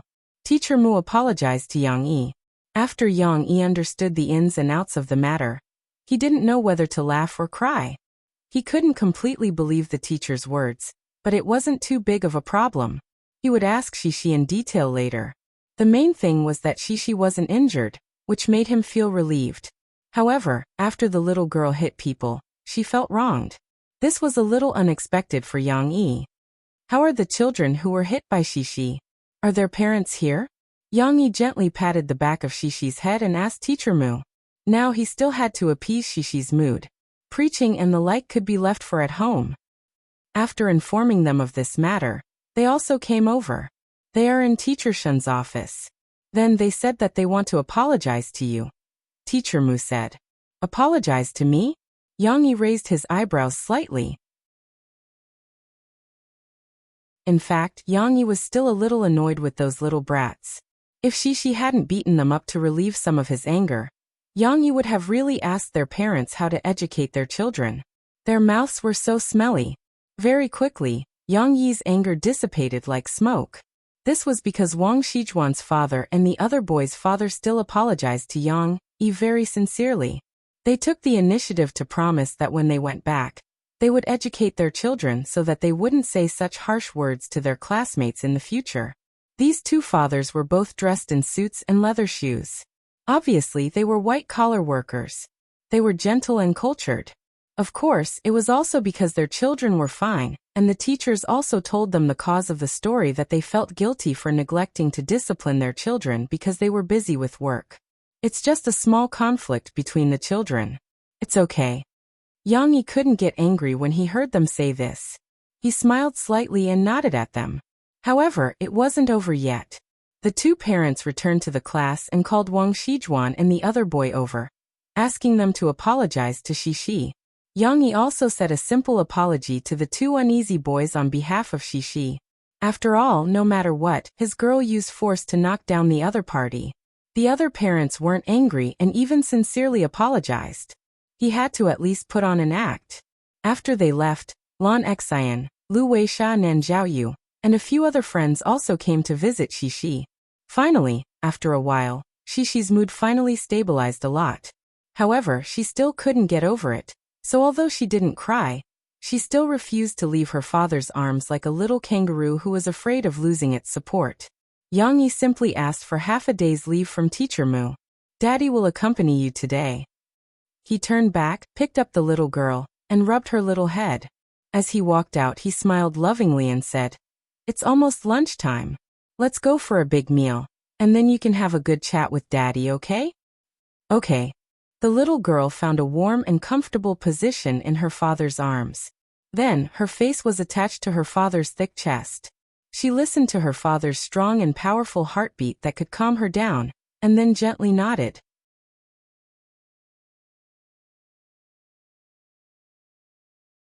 Chapter 586.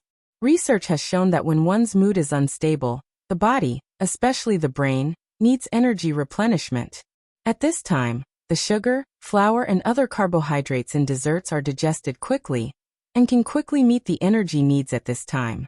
In addition, people can experience a kind of happiness in the process of eating desserts, which also helps to relieve tension. This is also why some girls need to eat something sweet during their menstrual period. Of course, Shishi was mentally tired purely because of the combination of negative emotions such as worry, fear and self-blame. Yang Yi reversed the order of the French dishes, and asked the waiter to serve the dessert first. He also carefully helped the little girl cut the small opal cake on the big plate into small pieces, and then let her eat it with a fork. After all, the opal cake has 6 layers, and the little girl's mouth is not big, she can't eat a whole piece. Cece ate the cake piece by piece. The sweetness and softness of the coffee syrup and chocolate sauce, as well as the softness and fragrance of the almond sponge cake, seemed to melt on the tip of her tongue layer by layer, turning into energy bit by bit and merging into her limbs and bones. The beauty of the food finally made the little girl gradually loosen her frown. Her mouth was full, and her slender and beautiful eyelashes moved. She raised her eyelids and looked at her father with a little smile in her big eyes. Of course, she seemed to be a little embarrassed. Is it delicious? Yang Yi smiled at his daughter. From the beginning to the end, his gentle voice and kind smile made Shishi feel that her father didn't blame her. The little girl was a little relieved and nodded to her father. Papa, you also eat. Shishi stretched out her small arms and forked a piece of cake on the fork that was handed to her. Well, it's really sweet. Yang Yi didn't let Shishi down. He stretched out his neck and gently bit the cake. While eating, he gave the little girl a thumbs up. Hee hee. Shishi finally showed a smile. Seeing that his daughter's mood was relieved, Yang Yi decided to strike while the iron was hot. Actually, I think you did well today. Although you fought with a boy, you didn't lose. You didn't let me down. After Yang Yi praised his daughter, he suddenly felt that his words were not very good. He had exposed his violent nature, and this had a bad influence on Shishi, who was a girl. Therefore, when he saw Shishi's shocked expression, Yang Yi quickly added, "Of course, I'm not encouraging you to fight. I just want to tell you that you didn't do anything wrong. You don't have to blame yourself too much." Shishi was a little confused. She frowned slightly and asked in confusion, But Mom said we can't fight. Fighting is not a good thing." "That depends on the situation. Why do you think they're fighting?" Yang Yi smiled and said, "If you're like Wang Shijuan and the others, bullying others and fighting, then you're not a good child. You're disobedient, right?" Shishi blinked and said, "But they apologized." Why did it seem like the topic had suddenly changed? Yang Yi had to twist his brain to keep up with his daughter's rhythm. He thought for a moment and said, "Yes, they apologized later, so they were okay later. But they bullied Nan Xiaoyu and Lu Weisha. They're not good children." Shishi finally nodded. "But you didn't bully them. You were helping your friends, and not letting them be bullied.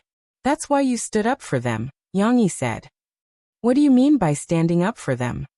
When talking to Shishi, he couldn't use idioms that she didn't understand. The little girl asked in confusion again. "It means to help your friends." Yang Yi said patiently, "Right? Our Shishi is very good, just like your favorite sister Elsa. She has powerful magic, and she eventually used it to protect her sister Anna. Here she fought with the bad guys. It's not a bad thing. On the contrary, it shows that she's very brave." After giving an example, Shishi quickly understood. The little girl's brain was very flexible. She said, "You can't beat Sister Anna, you can only beat the bad guys." "Yes." Yang Yi snapped his fingers with relief and said to his daughter with a smile, "That's the truth. Dad will give another example. Do you think Dad is very good at Kung Fu?" This could definitely be said to be Shishi's proudest thing. The little girl puffed out her chest, and her little face was full of admiration for her father. She said very seriously, "Papa is the best." "Haha, thank you, Shishi baby." Yang Yi's complacency showed on his eyebrows, but he didn't let it get to the point. "Dad, you've never used your Kung Fu to bully others. You only use it to protect Mom and Shishi, right? Papa can beat the big bad wolf." The little girl's thoughts drifted again. "Yes, bad guys like the big bad wolf. Dad will beat them until they don't dare to show up." Yang Yi tried to turn the topic back and said, "In the same way, Shishi also fought with them to protect her good friends. So you don't have to blame yourself too much because you didn't do anything wrong. Shishi looked at her father with some joy, but she was still a little unsure. She whispered, "Really? Of course Dad is proud of you. It's because Cece is so responsible. She even defeated 2 boys." Yang Yi smiled, stretched out his long arm, rubbed Shishi's little head and said, "You're indeed Yang Yi's daughter." Hee. The little girl didn't understand the meaning of the last sentence, but being praised by her father like this, she was still a little happy, and she smiled a little embarrassedly. "However, Dad wants to tell you one more thing, which is when you should stand up, when you should learn to endure, and then tell Dad to help you solve it." After letting his daughter accept his values, Yang Yi still had to say a few more words. After all, he didn't want his daughter to become a hero. Without superpowers, it wasn't like living in a movie. Heroes would also sacrifice themselves. Yang Yi just wanted the little girl to learn to protect herself, and that was enough. Shishi obediently sat on the chair opposite and looked at her father with her big eyes. "Unless you think it's necessary, or you're much more powerful than the opponent, and you can definitely defeat him, then you can make a move." Yang Yi put on a boxing stance, gently waved his fist and said to Shishi, "Dad will teach you some martial arts in the future, how to protect yourself and at the same time, knock down the bad guys at the fastest speed." But Yang Yi withdrew his fist, raised a finger, and said very seriously, "Most of the time, if you can avoid making a move, don't make a move. Shishi, you just need to remember that Dad is the most powerful, and then if you encounter a problem, tell Dad to help you solve it. If you encounter a bad guy, tell Dad to help you beat him until he pisses his pants." Hearing this, Shishi couldn't help but smile. She giggled and said, "Dad beat the bad guy and sent him flying with one punch." This joke probably came from the short story Yang Yi told to Shishi about Bunny Bears. These somewhat nonsensical stories were made up by Yang Yi according to the character's framework. He had never seen Bunny Bears, and only knew that there were Baldy Chong, Big Bear, Bramble, and other characters. In addition, Yang Yi occasionally took Shishi to the boxing gym to play with Lan Xian and Chen Shiyin. So in these stories, there were many plots of Big Bear and Bramble beating the bad guys with their big fists. Looking at the little girl's happy smile, Yang Yi felt relieved. He smiled and shook his head. For some reason, Yang Yi remembered that Teacher Mu seemed to have said that Shishi had beaten a little boy with one punch.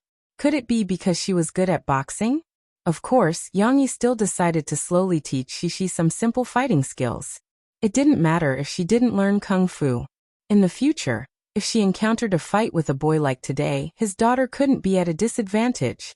Obviously, Yang Yi's way of teaching his daughter was still a little difficult for Murphy to accept. In the afternoon, Murphy saw her daughter, who had worried her for a long time. In the end, she heard the little girl happily tell her mother that she had bravely beaten the bad guy today, and that she had also received her father's praise. Murphy's pair of beautiful eyes immediately glared at Yang Yi.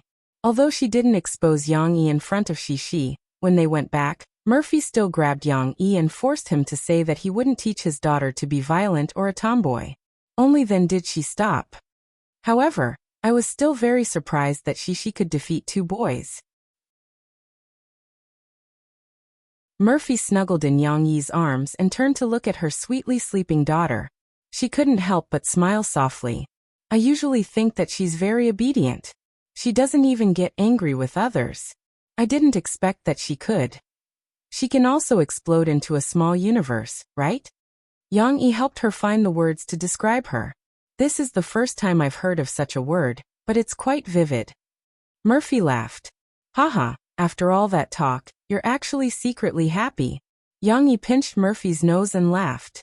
"You even said that I shouldn't teach Shishi how to fight." "I didn't say that I was happy. After all, fighting is not good, but Shishi can't be bullied and not fight back." Murphy stubbornly defended herself. "I hope that no one will bully anyone." All right. You've been worried for a long time today. Hurry up and go to sleep. With me here, no one will dare to bully our daughter." Yang Yi coaxed Murphy.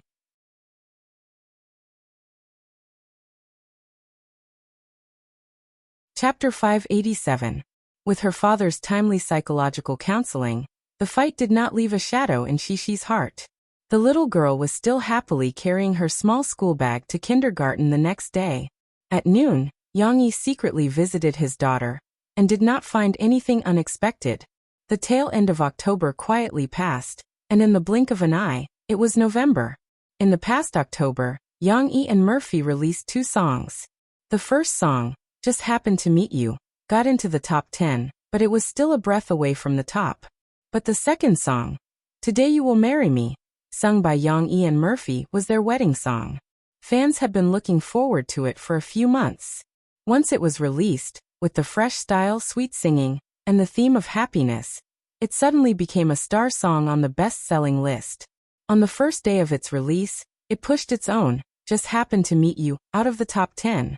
Then, only 2 days later, the song actually reached the top of the best-selling list. It was really the first place. Murphy, after Same Love as the Ink Road, Coming Across the Sea to See You, In My Voice, and Listen to the Sea, took the 5th song to top the best-selling list. It was not a rare thing for a song to reach the top, but this song's reaching the top still shocked the entire entertainment industry. Just Happened to Meet You was the same as the previous song, Want to Sing Me to You. Because Murphy did not actively participate in the chart-topping program, and did not do much promotion, resulting in a lack of follow-up.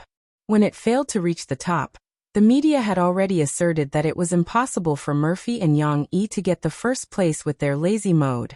No matter how good the song was, because of the lack of promotion, it was absolutely not comparable to other songs that had put a lot of effort into promotion. Their statement was reasonable, and they did not deliberately trample on Murphy to support other singers. Their position was very objective, and their starting point was to prove that Yang Yi and Murphy's song release in this special period was an irrational approach. But who knew that Today You Will Marry Me would explode with such power? And it didn't just stay at the top for a while. This song actually stayed at the top for more than half a month until mid-November, when Zhu Jie released his new single. Of course, this happened later.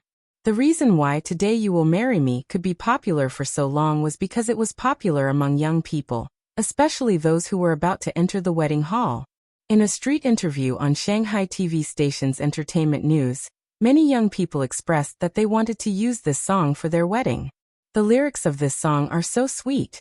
We can't imagine how romantic it would be if my wife and I sang this song at the wedding, the young man on the street said with emotion.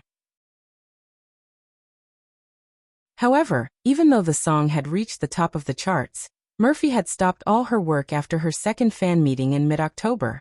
Whether it was physical or mental work, she stopped and waited at home for her delivery.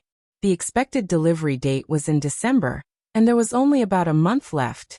During this period, Murphy would at most go to the coffee shop with Yang Yi. She basically wouldn't go anywhere else. Now that Murphy's belly was so big, she had to be careful at all times. Even in the bedroom, because she was worried that Shishi's little feet would kick around after she fell asleep.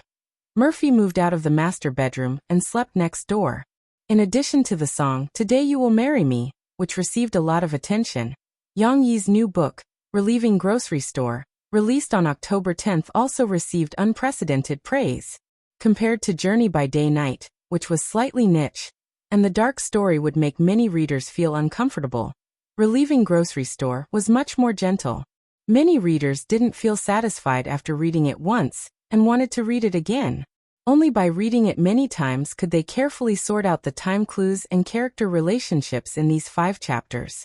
How could they not introduce such a wonderful book to their friends? Therefore, under the spontaneity of the readers, Relieving Grocery Store became more and more popular.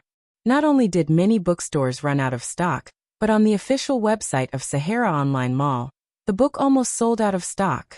Fortunately, Sahara Publishing House urgently printed more copies to satisfy the book fans' desire to buy. It was also because of this that Relieving Grocery Store took first place on the hot new book list in October. In the beginning of November, it was still far ahead. Under this terrifying momentum, some media outlets even reported a small farce. Because of the popularity of this book, the Mystery Novel Association and the Online Novel Association, as well as a few other associations, quarreled over the ownership of this book. The Mystery Novel Association was the first to identify Relieving Grocery Store as belonging to this genre. Moreover, according to Sahara Online Mall's directory, this book also belonged to this genre. Note 1. Journey by Day-Night is also a mystery novel. Yang Yi is an outstanding young mystery novel author.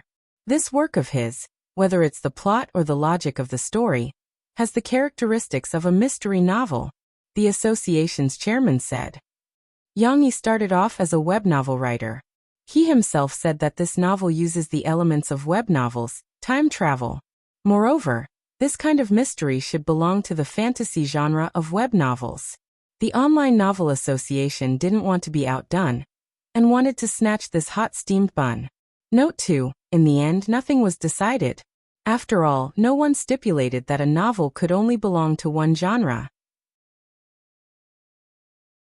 Therefore, both novel associations listed, Relieving Grocery Store, under their association's name. However, both sides were unwilling to admit the rationality of the other party. Speaking of Sahara Online Mall, it had to be said that after the second round of financing, Sahara Online Mall had been brewing a new big move. A shopping carnival on Double 11. This was something that Yang Yi and Fu Jun had mentioned long ago, and they had registered the copyright with the Copyright Bureau early on.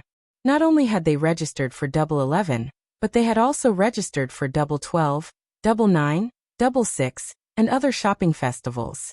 If it wasn't for the fact that they couldn't register for traditional festivals, Sahara Online Mall would have snatched these copyrights. With this copyright, even if Sahara Online Mall didn't hold Double 12 and only held Double 11, other online shopping platforms could only follow the trend of some holidays without any gimmicks. There was no way they could compete effectively with them. Of course, releasing this big move was also to widen the gap between Sahara Online Mall and its competitors.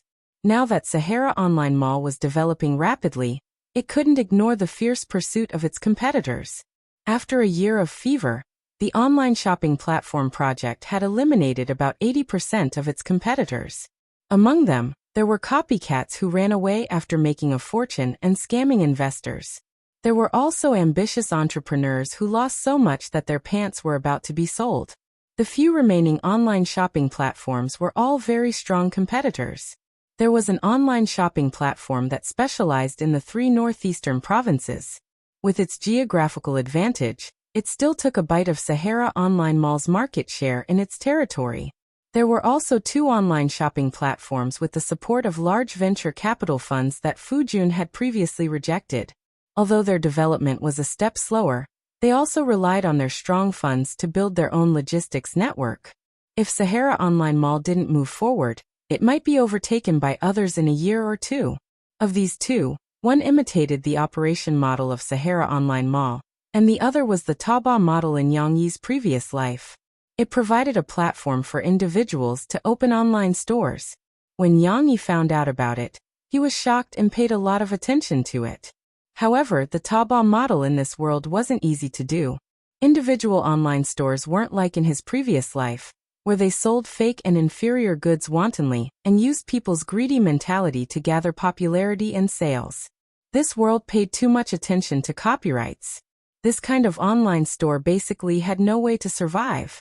Without the existence of fake and inferior goods, the value of the brand was reflected. Individual online stores' cell phone brands were too low in popularity.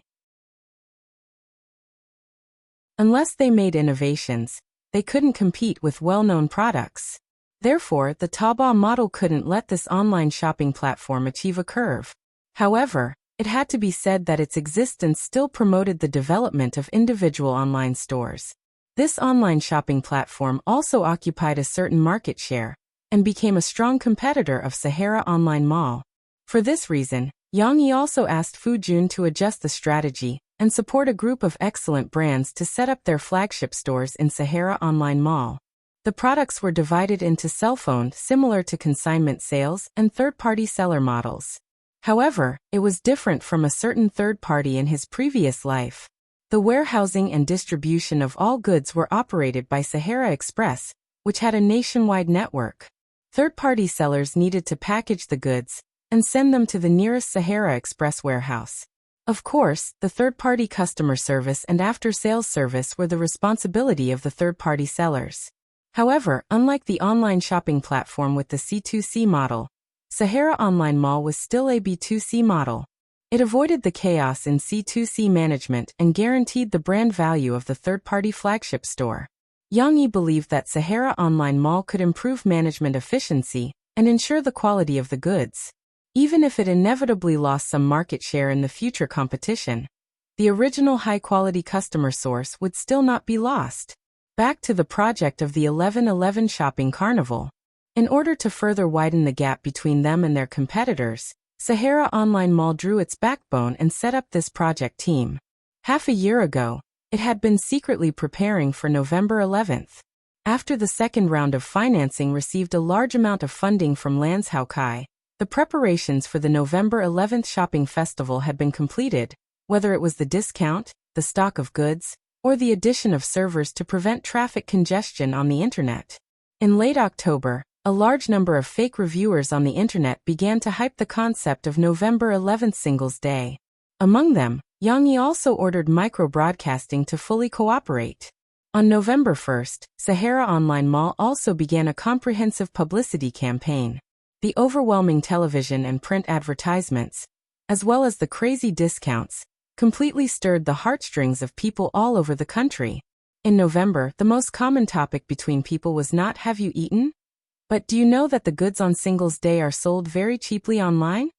This publicity campaign of 100 million yuan had successfully made Sahara Online Mall the center of attention of the entire country. Everyone was holding a bulging wallet and excitedly waiting for the arrival of the unlucky day of being single.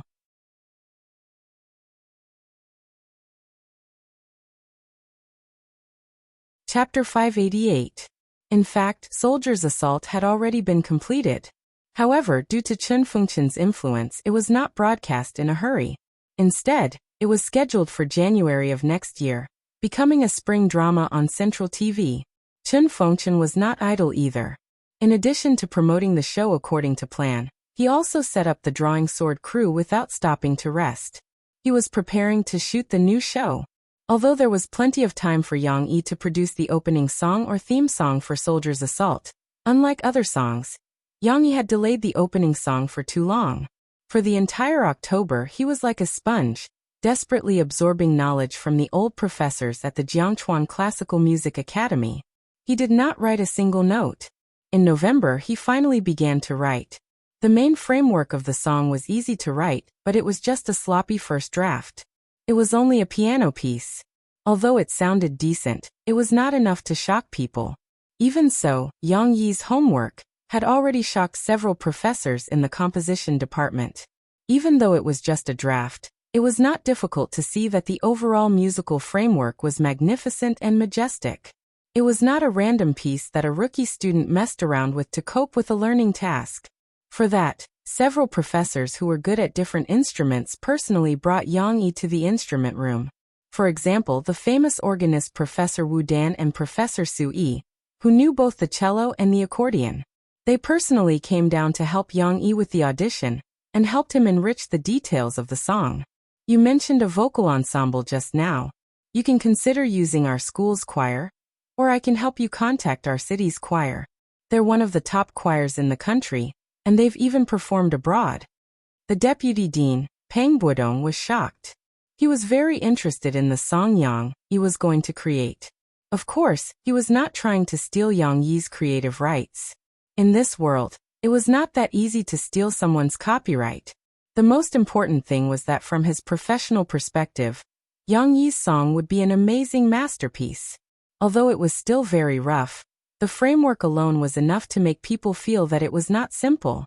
If Yang Yi composed an excellent or even classic piece of music in their school of classical music, the school of classical music would be proud of him. Even those who helped Yang Yi would leave a strong mark in history. Yang Yi, I can't wait to hear your finished song. When Yang Yi added the elements of the drum and other percussion instruments, Peng Buodong, who was an expert in membrane instruments, could not help but sigh emotionally when he heard the prelude. Of course, Rome was not built in a day, and the song's effects could not be achieved in just a few days. Yang Yi to try and perfect. While Yang Yi went to study in the School of Classical Music, Murphy stayed in the coffee shop, reading, listening to music and resting in her and Yang Yi's exclusive booth. It was too boring to be alone at home. So Murphy came to the coffee shop to chat with Ding Xiang or Yang Huan. That afternoon, Yang Huan, who was sitting with Mo Fei for a while, suddenly had her phone ring. She picked it up and said to Mo Fei with a smile, "Sister, Guo de Bao is here. He brought you canned candies." Although they had asked Guo de Bao in the middle of last month, Guo de Bao's family still needed a few days to prepare the ingredients, make it, dry it and then send it by express delivery. After all, they were not using the Sahara Express. The canned fruit arrived at the end of last month, but Guo de Bao's identity was special, and he could not leave the military camp. He could only choose a day when there was no mission, and take half a day off to send the canned fruit. Yang Yi, the owner, was not here, so Murphy helped to welcome Guo de Bao. Maybe because there were classes on Monday, there were not many people in the coffee shop this afternoon. Murphy stood up with Yang Huan's help, and went to the door to welcome him. It was rare that Guo de Bao was not wearing his military uniform today. In casual clothes he looked burly, and his short bald head made him look like a bad guy. Fortunately, Guo de Bao's face was still quite simple and honest, and his eyes were also very simple, giving people the same feeling as Geng Sha. "Hello, Guo de Bao." Murphy shook hands with Guo de Bao and said gently, "Thank you for taking the trouble to send it here." It was the first time that Guo de Bao had seen Yang Yi's wife. Although he did not chase after celebrities and did not know much about Mo Fei's identity, just the identity of Yang Yi's wife still made him nervous. After he took back his hand, he rubbed his clothes embarrassedly and said, "It's not hard, not hard." "Hey, Guo de Bao, why are you so nervous? My sister-in-law won't eat you." Yang Huan raised her eyebrows and said with a smile, "Bring out the momentum that you used to beat me up." "That was just a misunderstanding. I didn't beat you up. I just caught the person who trespassed the military camp." Guo de Bao was even more embarrassed. Looking at his embarrassed look, he wanted to find a hole to hide in. "All right, Guo de Bao is an honest man. Huan Huan, don't tease him." Murphy could not help but laugh and said, "Ding Xiang, you and Huan Huan help to move the things in. Guo de Bao, come in and take a seat." How could he let a girl do the hard work for him? Guo de Bao quickly blocked her with his body, and bent down to pick up the 2 boxes of canned food. He said, "It's okay. I can do it alone." After a while in the coffee shop, Ding Xiang poured a cup of coffee for Guo de Bao. He took a sip. De Bao was not used to drinking coffee and felt that it was a little bitter. He frowned slightly as if he was drinking Chinese medicine. "Do you want some milk? Or some sugar? It might taste better with these 2 things." Yang Huan could not help but laugh. However, she still suggested, "When I came to my brother's place to drink coffee with him, I was not used to it and almost vomited. Later, I got used to it." Guo de Bao shook his head and decided to drink the bitter stuff.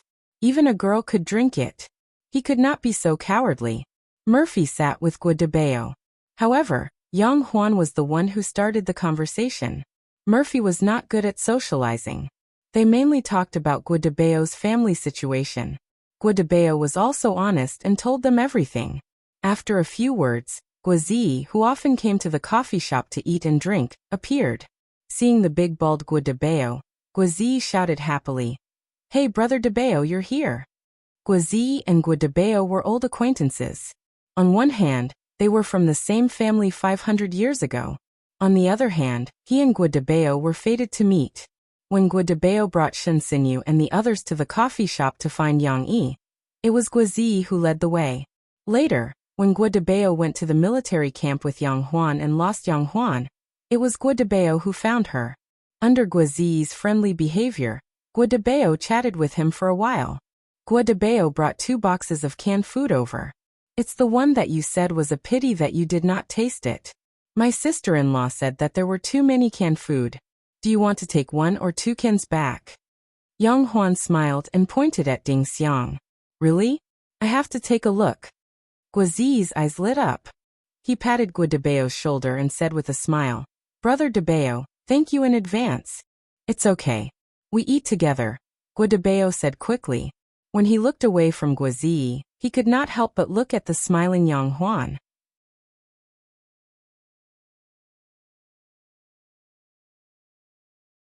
Chapter 589.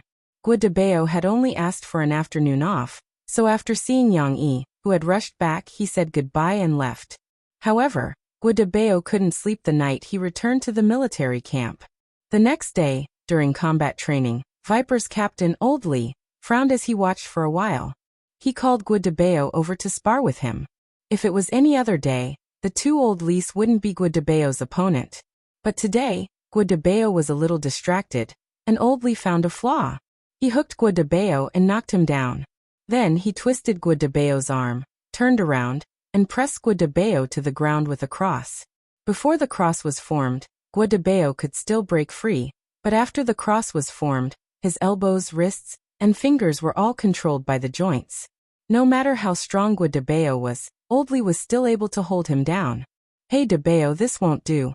Old Li smiled, let go of his hand, and stood up. Guadabeo, who was a bit of a martial arts fanatic, paid more attention to this. After losing once, he came back to his senses. He gritted his teeth, jumped up like a carp, and punched his two fists together, saying, "Again." The two wrestled again, but this time, Guadabeo was serious and Old Li couldn't handle it. After a few blocks, Old Li revealed an opening, which was caught by Guadabeo. Guadabeo turned around and went behind Old Li, putting his arm around Old Li's throat. Although Guadabeo looked strong, he was very agile, and Old Li couldn't react in time. "Ehe. Captain, if you want to beat me, you'll need to train for a few more years," Guadabeo said excitedly. Old Li patted Guadabeo's arm to make him let go, then panted and said, "Impossible, I can't beat you in this life. Damn, I'm bigger than you." Guadabeo chuckled and scratched his big bald head. The cold autumn wind blew on his head, sending a chill down his spine. They continued to train until everyone was tired and panting. When it was time to rest, Old Li chatted with Guadabeo. "Dabeo, what's wrong? You just went out, and you look like you've fallen out of love?" Guadabeo was dumbfounded. He quickly waved his hand and said, "No. Come on, it's not like you can hide your thoughts. Who can't see that you're frowning?" Old Li pointed at Guadabeo and said, "Give me a sip of water." Guadabeo handed it over. Old Li took the water bottle and drank a mouthful of water. Only then did his dry throat feel a little better. "Let's talk. Tell me what happened. You, Guadabeo, actually have a time when you're troubled by love." Old Li chuckled. Just now, when Guadabeo handed over the kettle, he didn't refute. Perhaps he didn't know what to say, but it could be said that he silently agreed with Old Li's words. Guadabeo hesitated, but his heart was really uncomfortable. After holding it in for a while, he finally stuttered. "Captain, you say? I like a girl, but she has a boyfriend. What should I do?" Old Li was dumbfounded. He didn't expect Guadabeo to encounter such a difficult problem when he was moved for the first time in his life. What can you do? You can only say that you're not fated to be together. Although Old Li felt that saying this to Guadabeo was cruel, he still had to say it. "You can't rob her, right? If you're a bandit, I may support you, but you're a soldier of the People's Army. This is not right." "I know." Guadabeo lowered his head dejectedly and said in a low voice, "I just think she's very cute. She's also very cute when she fights. She's good at fighting." Guadabeo was narrating, but more importantly, he was venting his depression. Old Li, however, caught a hint of something. He hurriedly shouted, "Wait." Old Li frowned and looked at Guadabeo and said, "Dabeo, something's wrong. You asked for leave yesterday to deliver canned food to Yang Yi, right?" "Of course. This matter must be told to Old Li. Where to go, what to do, as long as you ask for leave, you must clearly say it." "And you said that the girl is good at fighting." Old Li took a deep breath and thought of the farce last year. "Could it be that the girl you like is Yang Yi's sister, Yang? What's her name again?" Detective Conan's bright glasses seemed to have been broken in half. Guadabeo was dumbfounded, but he had no choice. He nodded and said hesitantly, "Her name is Yang Huan, but Captain, you can't tell anyone." On one hand, Guadabeo was afraid that his teammates would laugh at him. On the other hand, he didn't want to tear his sadness in front of the girl he liked. So he forced a smile in the coffee shop yesterday. "Hiss. She really is Yang Yi's sister." Old Li felt his teeth hurt. He took a deep breath and said, "You really know how to choose your target. Can you beat Yang? Even if I can beat him, I can't. I just can't beat him. Guadabeo's lips moved, and he finally lowered his head in shame. I remember that Yang Yi's sister is quite young, right? She's at most 19 or 20 years old. I heard that she's going to university? Old Li asked. She got into university this year, and she's in Jiangchuan now.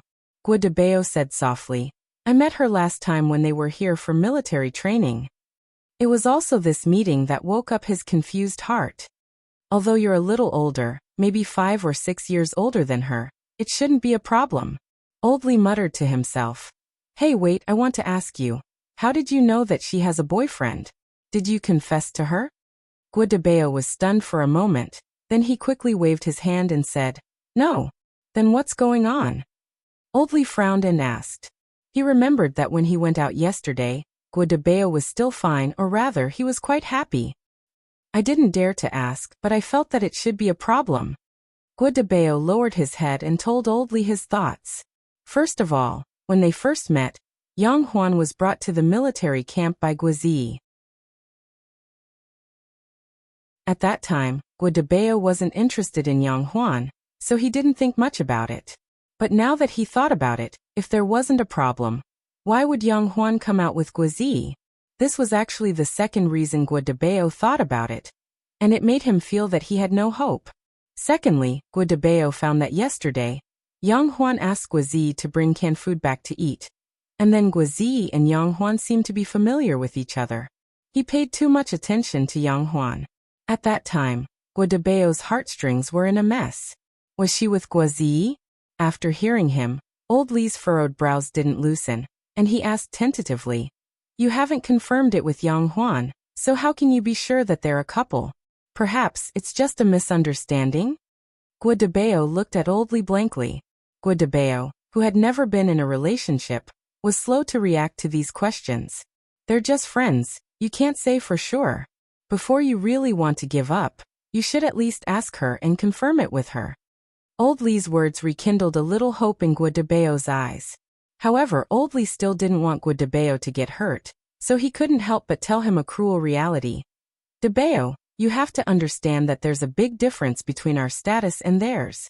You're a professional soldier, and you have to go through complicated and boring training every day. You almost don't have any holidays in Viper, and you have to go out on missions occasionally, and your life is in danger. As for Yang Yi's sister, you said it yourself, she's a university student. A university student's life is rich and colorful. She'll meet many young people of her age, some with good grades and some with good looks. Other than studying, she can also play to her heart's content. You and she can be said to be people from two different worlds, living a different life, and developing in different directions in the future. Old Li gritted his teeth and looked at Guadabeo, who was in a daze, and said, It's not that Captain doesn't want you to pursue your happiness. If you've made up your mind, go after her. If you succeed, we'll cheer for you. It's just that, do you really have such determination? Guadabeo was silent.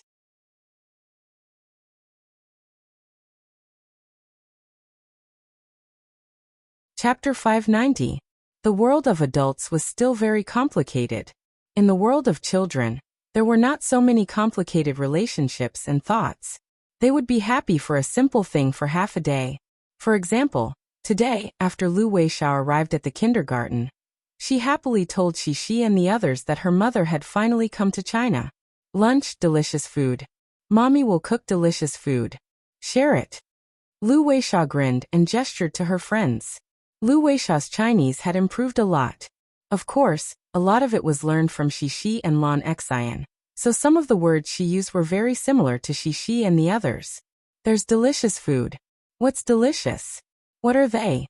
Lan Xian was the most excited.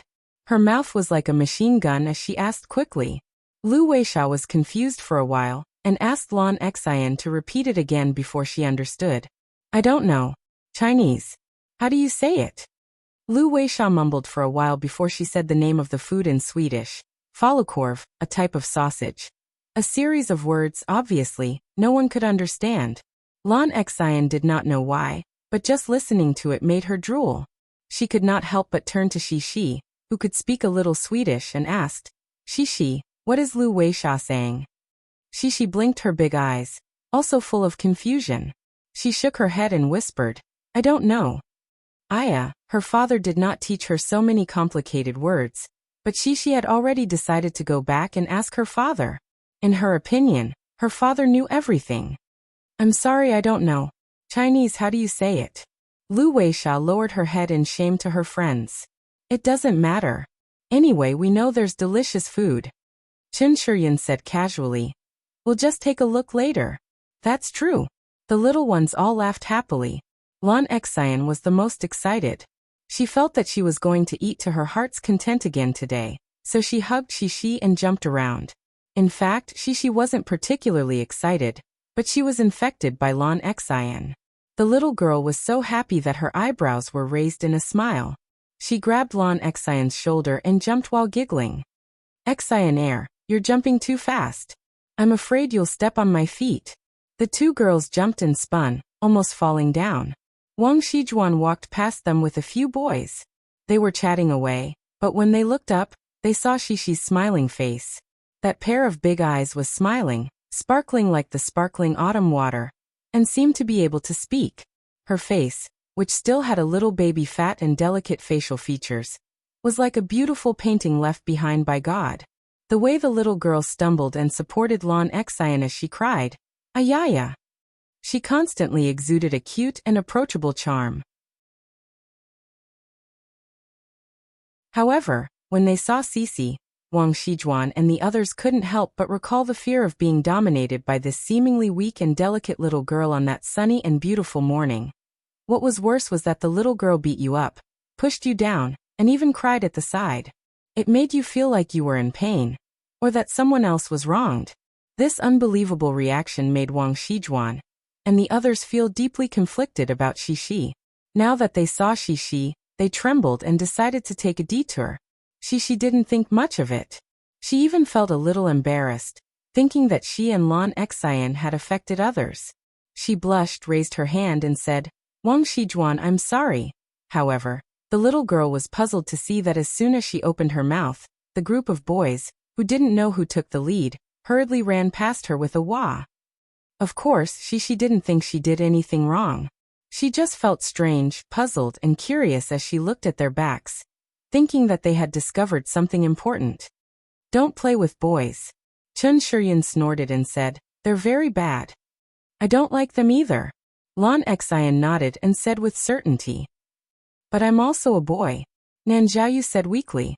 The little boy looked distressed, feeling that this world was a bit difficult to survive in. The boys didn't like him, and his friends didn't want to play with boys. Chen Shuryan was stunned for a moment, then she said, It's not that we don't like you, Zhaoyu. It's just them. It's because they bullied Zhaoyu and Lu Weisha. Lan Xian clearly distinguished between kindness and hatred, pointing at Wang Shijuan and the others. After the boys ran past, they laughed, chased, and played, as if they had already forgotten what had just happened. This was just a small episode. After Teacher Kai took the children to learn how to identify numbers for a lesson, it was finally noon, the time that the children looked forward to the most for lunch. Under the influence of Lu Weisha, the children all lined up neatly.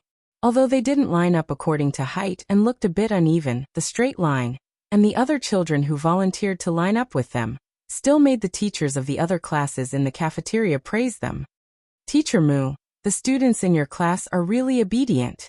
Teacher Lin, who was helping Teacher Mu to distribute plates to the children, said enviously, When it's our class turn later, they'll definitely swarm up like bees. The power of an example. They weren't so obedient in the past, but Lu Weisha set a good example. Then Yang Shi, Yang Luoqi, and the others also lined up. With a leader, the other children were too embarrassed to cut the line and learn to line up. Although Teacher Mu didn't show it, the corners of her mouth curled up, revealing a trace of pride. It just so happened that it was Shishi's turn. The little girl held a plate from Teacher Lin and came over to take the 2 lunch boxes that Teacher Mu handed over. The lunch boxes were still warm because the cafeteria would steam the food together with the lunch boxes for the children. It was still a little hot when it was just taken out. This was also one of the reasons why they had to be carried on plates. Hearing Teacher Mu mention her name, Shishi raised her little head in confusion. It's okay.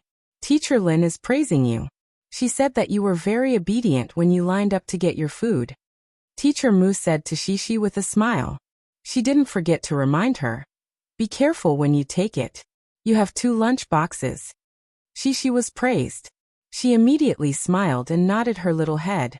It was a little awkward and strenuous for a girl of her age to carry a plate, but at this moment, her footsteps were much lighter. The main character of today's lunch was no longer the delicacies brought by Shishi. Even Shishi was looking at Lu Weisha's lunchbox eagerly. It was a typical Western meal. Even though it was mixed together in the lunchbox, each ingredient was actually separated and made into a separate dish. There were red sausages, reddish-brown slices of reindeer meat that were the same as steak, small round pieces of potatoes, and some vegetable salad. It looked quite tempting. However, the other dishes were not that attractive. After all, they did not look, smell, and taste good. They were a little different from the dishes brought by Shishi. However, the slices of reindeer meat were large pieces of meat with rich sauce. They looked very delicious. Shishi, Lan Xian, and the other children who were watching suddenly swallowed their saliva. I'll give it to you. I'll eat Shishi's food. Lu Weisha generously pushed out her lunchbox. She took the lid and put in some of the dishes that Shishi shared with everyone. How could the children be polite? They couldn't wait to pick up the food. Fortunately, there were more slices of reindeer meat. There were 6 pieces. After Shishi, Lan Xian, Chen Shiyin, Yang Luoqi, and Nan Zhaoyu each took a piece, there was still 1 piece left. The marinated reindeer meat tasted very good. Although it was not fried and eaten immediately, the chewy reindeer meat was a little chewy. After biting into it, one could feel the rich fragrance exploding in the mouth. The delicious taste slid down the tip of the tongue along the meat juice. It was simply an incomparable enjoyment. However, there was still 1 piece left. Who was going to eat it? The children looked at it eagerly. Shishi also wanted to eat it. She was like Lan Xian. Before she finished eating the piece of meat on her chopsticks, she couldn't help but secretly glance at the piece of meat under her. Lu Weisha hasn't eaten yet. This piece of meat is Lu Weisha's. In the end, Cici reluctantly moved her gaze away from the reindeer meat slices and said to her little friends, "Ah." Lan Xian called out regretfully. However, she didn't throw a tantrum. She just looked at the piece of meat reluctantly. Lu Weisha didn't say anything and put it in her bowl. My mom will still tomorrow. Lu Weisha saw that her friends liked her mother's food and happily said that she would bring the meat over tomorrow. When she said this, Lu Weisha actually felt a little regretful. She didn't know how to express it to her friends. She could only think, if only the herring could be brought over. It's also very delicious.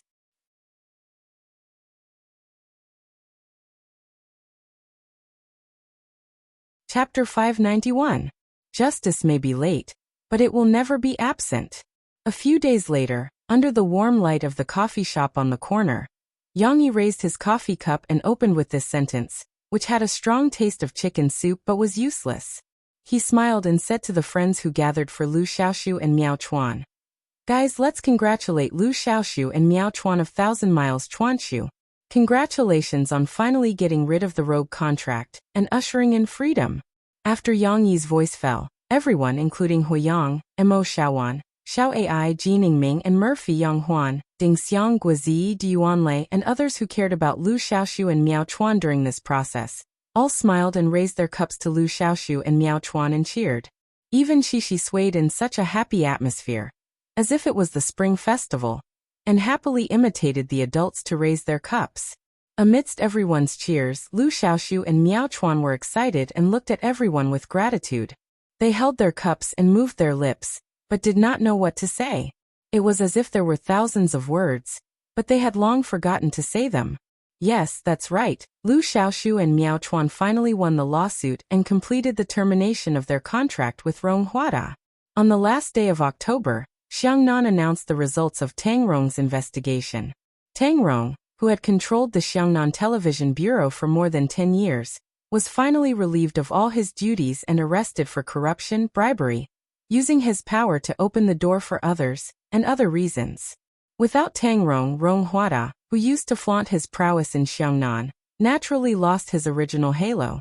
Not only did the slightly capable agents under him leave one after another, but more and more crimes were revealed by his former competitors.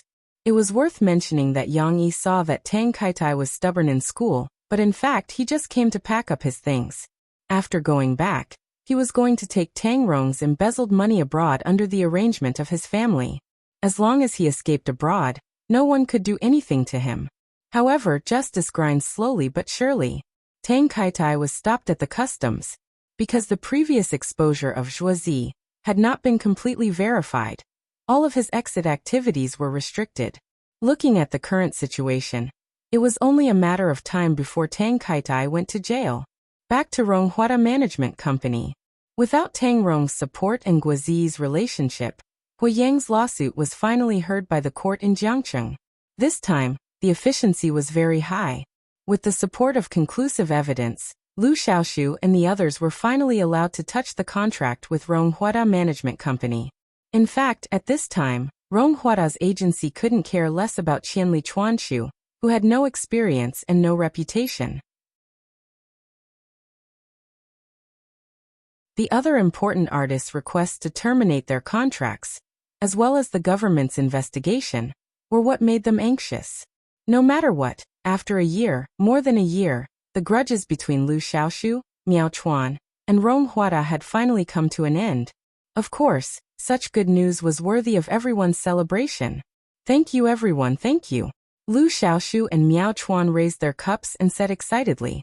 But this kind of gratitude wasn't enough, so they decided to thank them one by one. Thank you, Brother Yang Yi. If it weren't for your support, we might have already given up on our music dreams. Lu Xiaoshu walked towards Yang Yi first, his eyes glistening with tears. Miao Chuan, who was beside him, also nodded vigorously.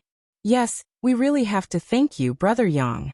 No matter what we did, in the end, it was still you who persevered. You didn't forget your dreams and stood your ground. Yang Yi smiled and patted them on the shoulder. He encouraged them and said, continue to work hard in the future and create more music. Lu Xiaoshu nodded vigorously. Although it wasn't appropriate to say it now, Lu Xiaoshu and the others had already made up their minds. In the next few years, if they earned money, they must return it to Yang Yi, because they had been fighting the lawsuit for more than half a year. Yang Yi was also on Hu Yang's side, helping Lu Xiaoshu and the others pay all their lawyer fees. Yang Yi probably couldn't remember this number clearly, but Lu Xiaoshu and the others had specially asked Hu Yang, so they clearly remembered it in their hearts. Brother Hu Yang, thank you for accompanying us all the time. Lu Xiaoshu and the others walked towards Hu Yang. Haha, don't thank me. I'm just fulfilling my duty. Besides, I'm very glad that this lawsuit didn't ruin my reputation. Hu Yang smiled and said, if you really want to thank someone, you should thank Yang Yi. It's about me again. Yang Yi shook his head with a smile and said, Ashu Chuan, if you two are free later, give Lin Muan a call. Although he's settled in Harbor City now, he's still very concerned about your situation. Of course, we'll definitely call. Brother Lin even used his own future to speak for us. Lu Xiaoshu said excitedly. After thanking everyone, Lu Xiaoshu and Mao Chuan came to Yang Yi's side again, but this time they were facing Murphy and Shishi. Murphy was in a good mood. She covered her mouth and laughed. You two don't have to thank me, I really couldn't help at all. Lu Xiaoshu and Mao Chuan didn't appear to be as nervous and overwhelmed as they were at the beginning. At this time, Lu Xiaoshu scratched his head and said embarrassedly, Brother Yang helped us pay so much legal fees. It must be because sister-in-law Murphy is magnanimous and gave the green light, so we feel that we should also thank you. Murphy was stunned for a moment, and then laughed with the others who heard this. Ashu, you really know how to find excuses. There are so many people, and the excuses are not repeated. Well, although I never care about the money at home, since you thank me like this, I will reluctantly accept it. Mo Fei said with a smile, and then she used the naughty tone that Yang Yijing often used. Shishi was eating the cake, and she didn't notice that there was a bit of cream on her face. However, she seemed to have felt something, and she raised her little head in confusion. She looked at Lu Xiaoshu and Mao Chuan with her big eyes. I want to see how you are going to thank Shishi, Murphy said with a smile. The little girl was a little confused. Thank? What thank? However, Murphy and the others who were watching the show were going to be disappointed. Lu Xiaoshu and Mao Chuan really wanted to thank Shishi, and it wasn't the kind of reason to thank Murphy. Lu Xiaoshu said to Shishi very seriously, Shishi, do you still remember that last summer, Uncle Ah Chuan and I came to your father's place for the first time, and then we sang a song for you? Shishi nodded her little head in confusion. Although she didn't understand what they meant, Shishi said clearly, it was Papa who asked you to sing. Yes. At that time, Ah Chuan and I participated in a commercial performance, and we made some money. We were going to buy coffee to celebrate, but we didn't know that the coffee in this shop was so expensive. Lu Xiaoshu recalled and said, Brother Yang said that we could sing a song in exchange for these 2 cups of coffee. This was a past that no one knew, and people like Ding Xiang couldn't help but come over to listen. Mao Chuan couldn't help but interrupt. Brother Yang knew that we didn't have much money, so he wanted to treat us to coffee. Don't say that. Your song also proved your value, Yang Yi said with a smile. At that time, we were very happy, so we sang, I Miss Her in the Northern Winter, that we wrote ourselves. At that time, we didn't know that Brother Yang was such a great songwriter, and we were just showing off in front of an expert. And Brother Yang also gave us some guidance, so we could arrange this song better. Lu Xiaoshu said. At first, we didn't think much of it, but later we found that Brother Yang's guidance was very right, Mao Chuan added. So there was such a story. But, what did this have to do with Shishi? The little girl was looking at the 2 uncles in a daze, listening attentively, not knowing if she could understand. I just gave you some advice. The reason why you wrote this song well is also because of your own efforts. It's also because you really love music, so you have been persisting in making good music, and constantly modifying it. That's why you have this masterpiece now. Yang Yi waved his hand.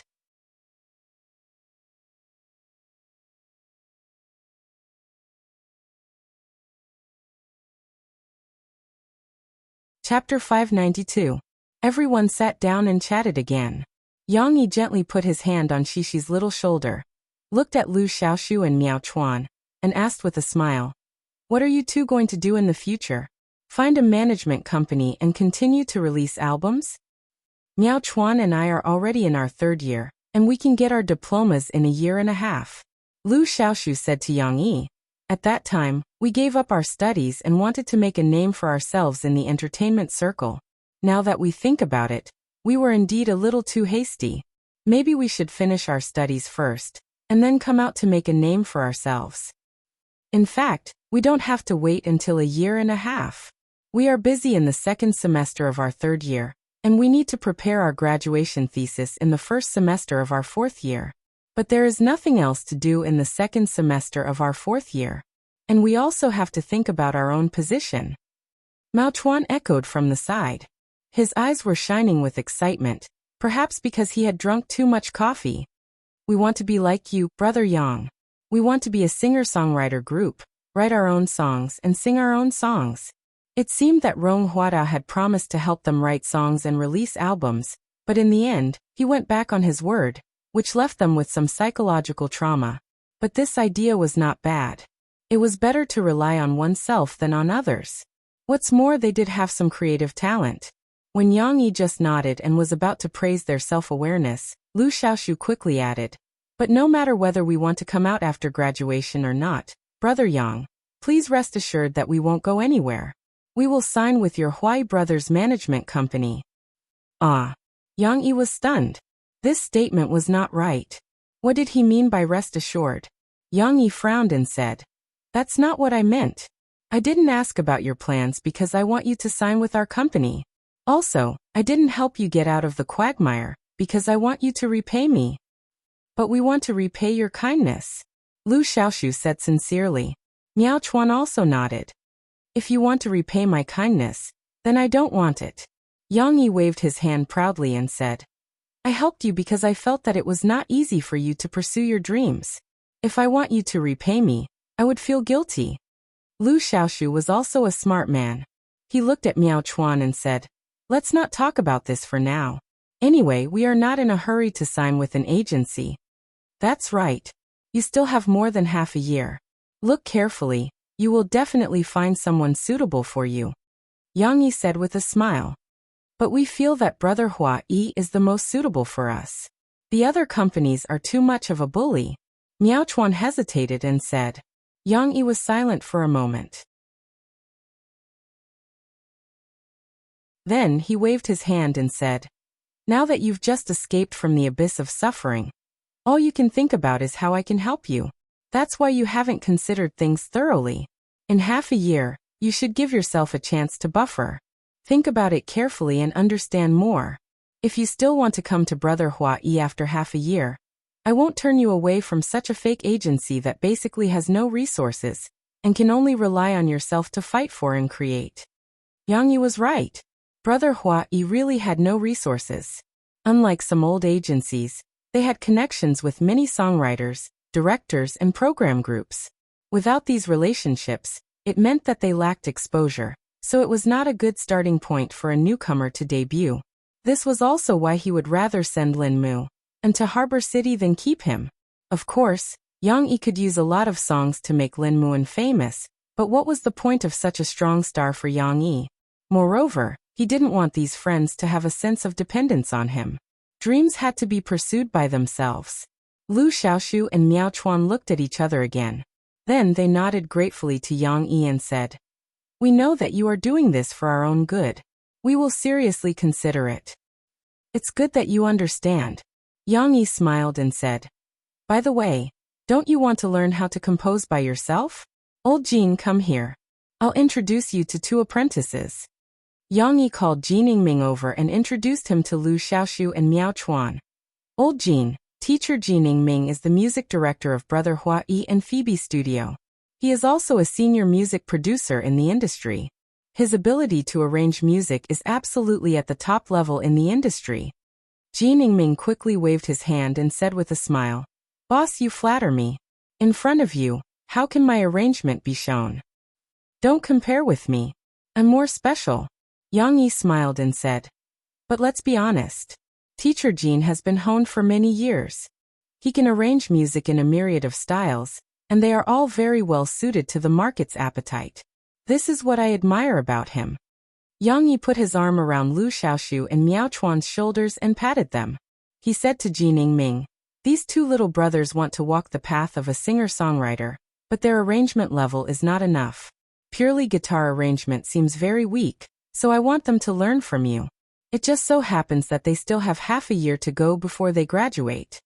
Lu Xiaoshu and Miao Chuan were already pleasantly surprised. They didn't expect Yang Yi to continue to help them so selflessly. They didn't know how to express the excitement and gratitude in their hearts. Of course, this is no problem. Jining Ming nodded. What about you? Yang Yi asked with a smile. Lu Xiaoshu and Miao Chuan quickly nodded. Lu Xiaoshu said gratefully, thank you, Brother Yang. We will definitely learn well. Teacher Jean, sorry to trouble you. Learn from each other. I also look forward to seeing your growth. Jining Ming patted their shoulders and said, the company is in Tingshan district, not far from the school. I usually work there. If you have free time after school, you can come and find me. While they were chatting, the others were very lively and playing. They were all multi-talented people, so performing a few performances was naturally not a problem. Especially Guizi, he even sat in front of the piano in high spirits and played a piano piece coquettishly. After Guizi finished his performance, he felt that it wasn't enough, so he waved to Lu Xiaoshu and Miao Chuan and shouted, don't forget our main characters. Ashu, Chuan, now that the 2 of you are not restricted by the contract, quickly come and sing your song. We haven't heard you sing. I miss her in the northern winter for a long time. The previous contract didn't allow Qianli Chuanshu to perform in public without permission. Yang Yi also smiled and clapped his hands. He said, that's right. I've been waiting for your performance for a year. Lu Xiaoshu and Miao Chuan looked at each other, stood up happily, and walked to the middle of the crowd. Although they didn't bring a guitar, Yang Yi's guitar was also taken to the villa by him. But it didn't matter, because this song could also be played with the piano. In the long-lost time before, the two of them not only wrote songs, but also made different arrangements for this song. Miao Chuan was responsible for playing the piano, and Lu Xiaoshu was responsible for singing. I'm lost in the northern winter, wandering in the boundless wilderness, watching a few groups of geese fly away, thinking of her. It was still the same voice that was as clear and clean as the northern sky, but compared to the beginning, the emotions contained in this voice had a bit more vicissitudes of life, which also gave the song a more mature charm. The face that can't come back. Miao Chuan's voice could still perfectly match Lu Xiaoshu, and the two of them cooperated naturally. Everyone listened very attentively, even she was in her father's arms. Along with the song, she held her father's hand and gently shook it. Her bright big eyes seemed to be able to feel the meaning of the lyrics, and showed sadness. Don't ask me when I can cross the mountains and rivers, cross the grassland, and come to your side, because that is today. Lu Xiaoshu ended the song reluctantly. Everyone also wanted to continue, and after a while, they clapped their hands. Thank you. Actually, we still have a few new songs that we wrote during this period of time, but because of emotional instability, there are some flaws in the writing, so we're embarrassed to take them out. When we're done, we'll definitely sing them for everyone. Lu Xiaoshu said shyly. Why are you two exactly the same as Yang Yi? Always thinking of waiting for the finished product to come out? Murphy couldn't help but laugh. Lu Xiaoshu and Miao Chuan scratched their heads embarrassedly. I'm just joking. The pursuit of perfection is a good thing. Murphy felt that what she said just now was a bit awkward, so she quickly added on. What she said just now wasn't awkward, but what she said now was a bit awkward. It wasn't that there was anything wrong with what she said, but everyone felt that they didn't know how to continue. Yang Yi helped to resolve the situation. The pursuit of perfection is because their attitude towards music is very sincere. This is also why they can persist until now. Didn't you write a song to sing for them?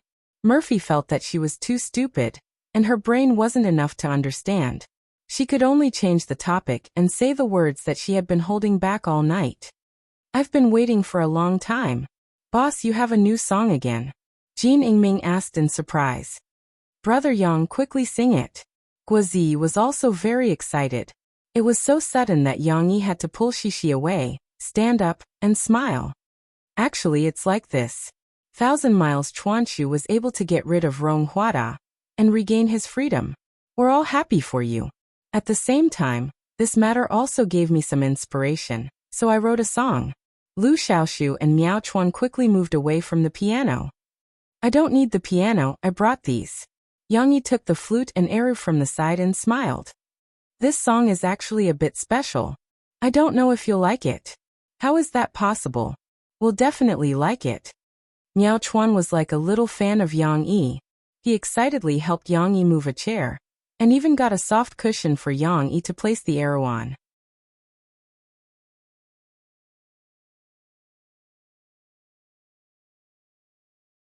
Chapter 593.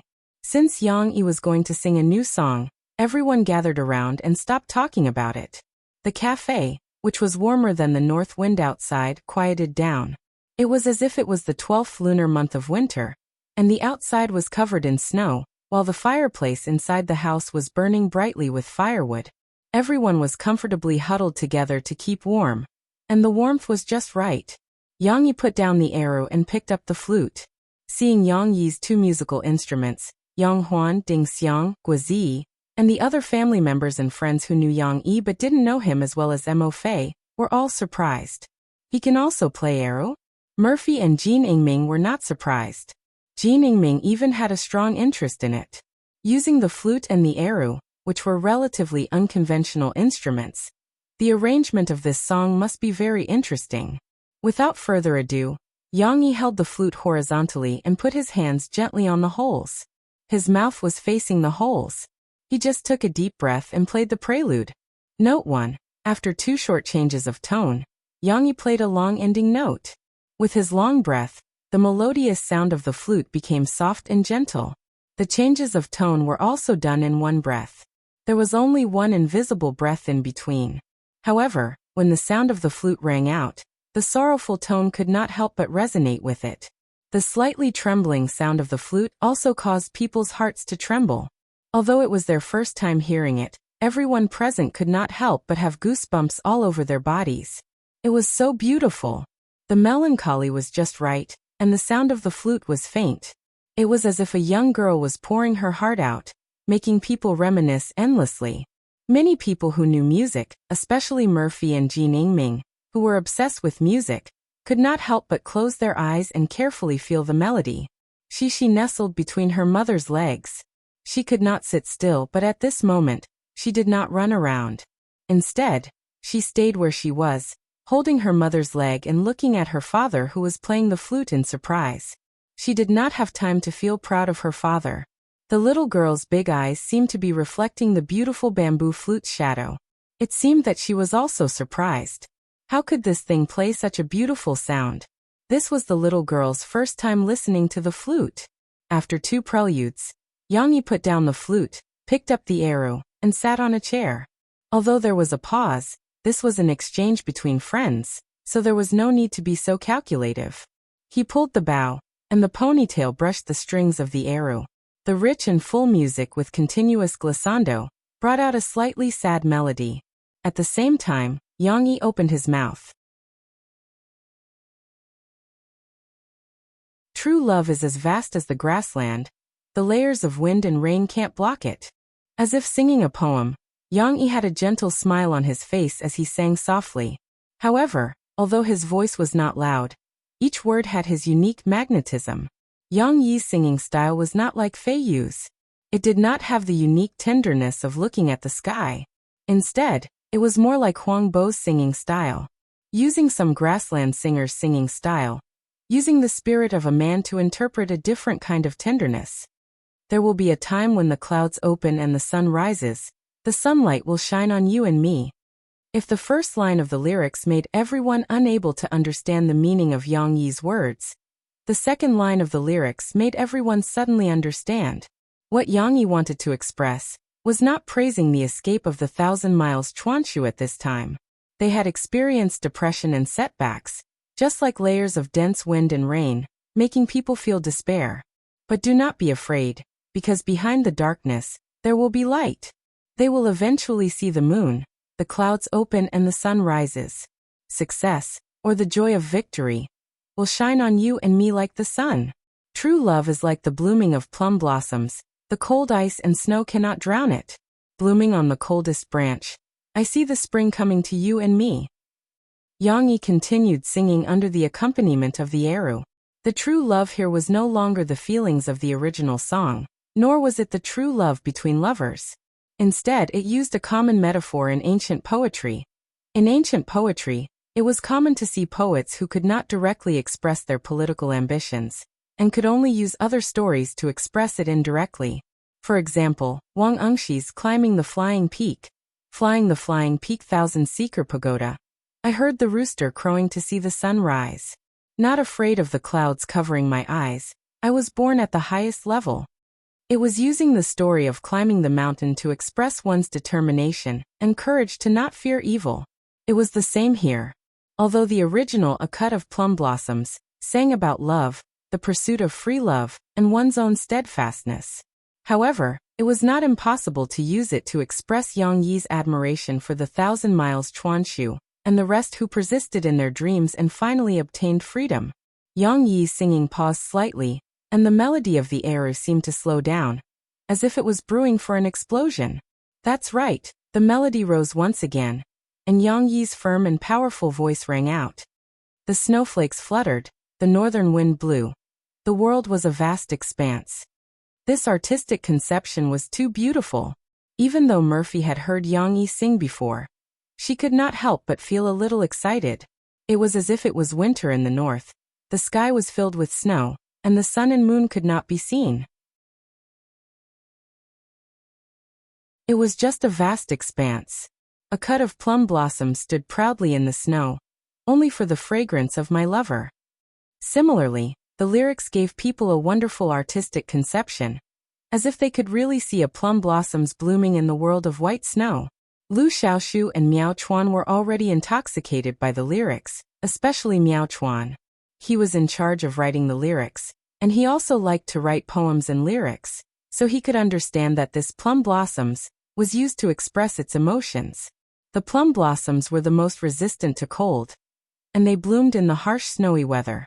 Wasn't it just like how they had experienced the setbacks of losing the lawsuit and the pain of being frozen, but their dreams had not fallen, and were still standing proudly? Miao Chuan clenched his fist, and his face was filled with excitement. He looked at Yang Yi with admiration. He loved this song too much. He really wanted to know how Yang Yi wrote it.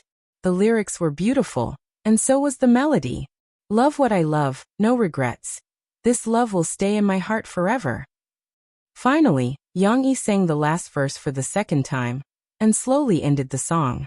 The ending lyrics seemed to be a message Yang Yi had sent to Lu Xiaoshu and Miao Chuan. Love what I love, no regrets. Courageously pursue your dreams. After listening to this song, everyone's feelings might not be very deep, but when they smiled and praised Yang Yi's new style, they looked back and were surprised to find that Lu Xiaoshu and Miao Chuan were already in tears. Thank you, Brother Yang, thank you for the encouragement you gave us with this song. After being discovered, Lu Xiaoshu embarrassedly wiped his tears and laughed with a nasal voice. It really brought up all kinds of grievances in the past year, so I lost my composure. Oh, okay. It's all in the past. Jin Yingming patted their shoulders and comforted them. Jin Yingming also had a lot of feelings. He had also experienced the lowest point of his life, a very, very deep valley, but he also persevered to walk out of it. Of course, Jin Yingming was not as excited as Lu Xiaoshu, because he was not young anymore, and those feelings were hidden in his heart. Still the same words. Let us continue to work hard for our dreams. Believe in yourself. There will be a day when the clouds will open and the sun will see the light. Yang Yi raised the coffee cup in his hand, smiled, and made the final toast.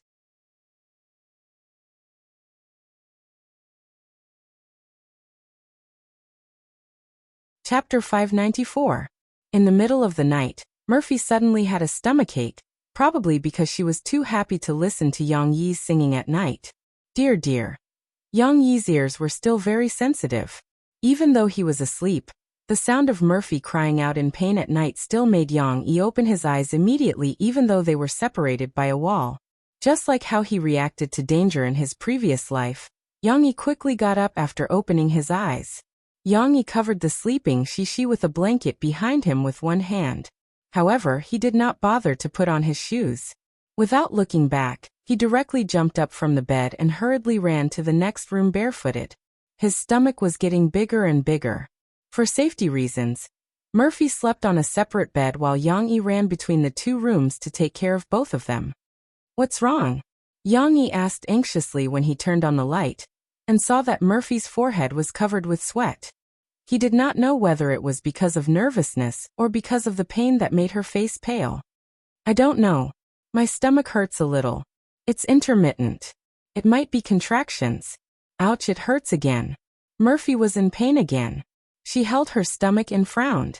Even though Yang Yi hurriedly came over to help her up, Murphy could not help but arch her body slightly. Is she about to give birth? Yang Yi asked in surprise. He had no experience in this at all. He could only make some judgments based on Murphy's words. According to the book, contractions were a sign of labor. I don't want to. It's too early. It's not time yet. Murphy shook her head and said with some fear. Murphy had never encountered such a situation before. When she gave birth to Shishi, it was very smooth. Moreover, it was a natural birth. However, Earbook had only been pregnant for 9 months. If she gave birth now, Earbook would be a premature baby. Premature babies would suffer from a lot of illnesses and sequelae. They might even die prematurely. Murphy didn't dare to think about it any further. Her eyes were filled with tears as she tightly held on to Yang Yi's hand. Although the pain had passed and wasn't too painful for the time being, she still bit her lips, afraid that she would choke out a sob. Don't worry, it's definitely fine. Maybe it's just a stomachache. Yang Yi was actually very flustered when he saw Murphy's appearance, but he still wouldn't show it. He tried his best to remain calm and use his firm expression to give Murphy strength. Really? Murphy asked sadly. Really? No matter what, Let's go to the hospital first and let the doctor take a look. Yang-yi supported Murphy with his strong arm and got off the bed first. Wait a minute, I'll pack some clothes. Actually, he didn't prepare anything and didn't know what to pack. Yang-yi hurriedly stuffed some Murphy's clothes, a warm blanket that might be useful, and some scattered water bottles and other things into a luggage bag. If it were any other time, Yang-yi would carefully fold the clothes and put them neatly in the luggage bag to make full use of the space. However, at this time he couldn't care so much and stuffed whatever he saw into the bag. Shishi, we can't leave Shishi alone at home. Murphy looked at Yang-yi, who was busy for her, and felt warm in her heart. She calmed down a little and thought of her daughter who was still in the room next door. It's okay, I'll bring her along too. Yang-yi went to the room next door, took a small blanket, and carried Shishi to the room next door. However, in an emergency, Yang-yi couldn't care about gentleness. There were some bumps and noises which woke Shishi up. After putting Shishi on the bed, Yang-yi wanted to put a thick windbreaker on Murphy to keep her warm. Murphy slowly stood up from the bed, waved her hand and said, "It's okay, I can wear it myself." Now that her stomach didn't hurt so much, Murphy didn't want Yang-yi to work too hard. "Is it really okay? Here, stretch out your hand." Yang-yi grabbed the clothes and helped Murphy to open it. They didn't care about the volume of their conversation. Coupled with the bright light, Shishi was completely awakened and opened her eyes in a daze. Whoa, the little girl didn't have enough sleep, so she didn't know what was going on. She only felt sad and started to cry. Seeing that Murphy was standing steadily, Yang-yi turned his head and carried his daughter. He didn't know whether to laugh or cry as he coaxed. "I'm sorry, Shishi, Dad woke you up." Whoa. The little girl felt even more wronged. It was as if sleep was her most cherished treasure, but her father had cruelly snatched it away. She buried her head in her father's chest, avoiding the dazzling light, and continued to sob. "Actually, it's my fault." Murphy also blamed herself. "Let's not talk about this first, let's go. Can you go downstairs?" Yang-yi held Shishi in his left hand and carried the luggage bag on his back with his right hand. Then he went to support Murphy. "I can walk by myself." Mo Fei refused to admit it. In fact, she was also a little nervous in her heart. Being held by Yang-yi without any explanation, Mo Fei felt warm in her heart as she had someone to rely on, whether it was for support or for her heart. Downstairs, Yang-yi drove out his Humvee. The off-road vehicle, like a giant beast, was also the safest existence at this moment. Yang-yi first carried Shishi into the car, let her sit in the safety seat, and fastened the seat belt. Being blown by the cold wind outside, the little girl's consciousness was actually somewhat awake.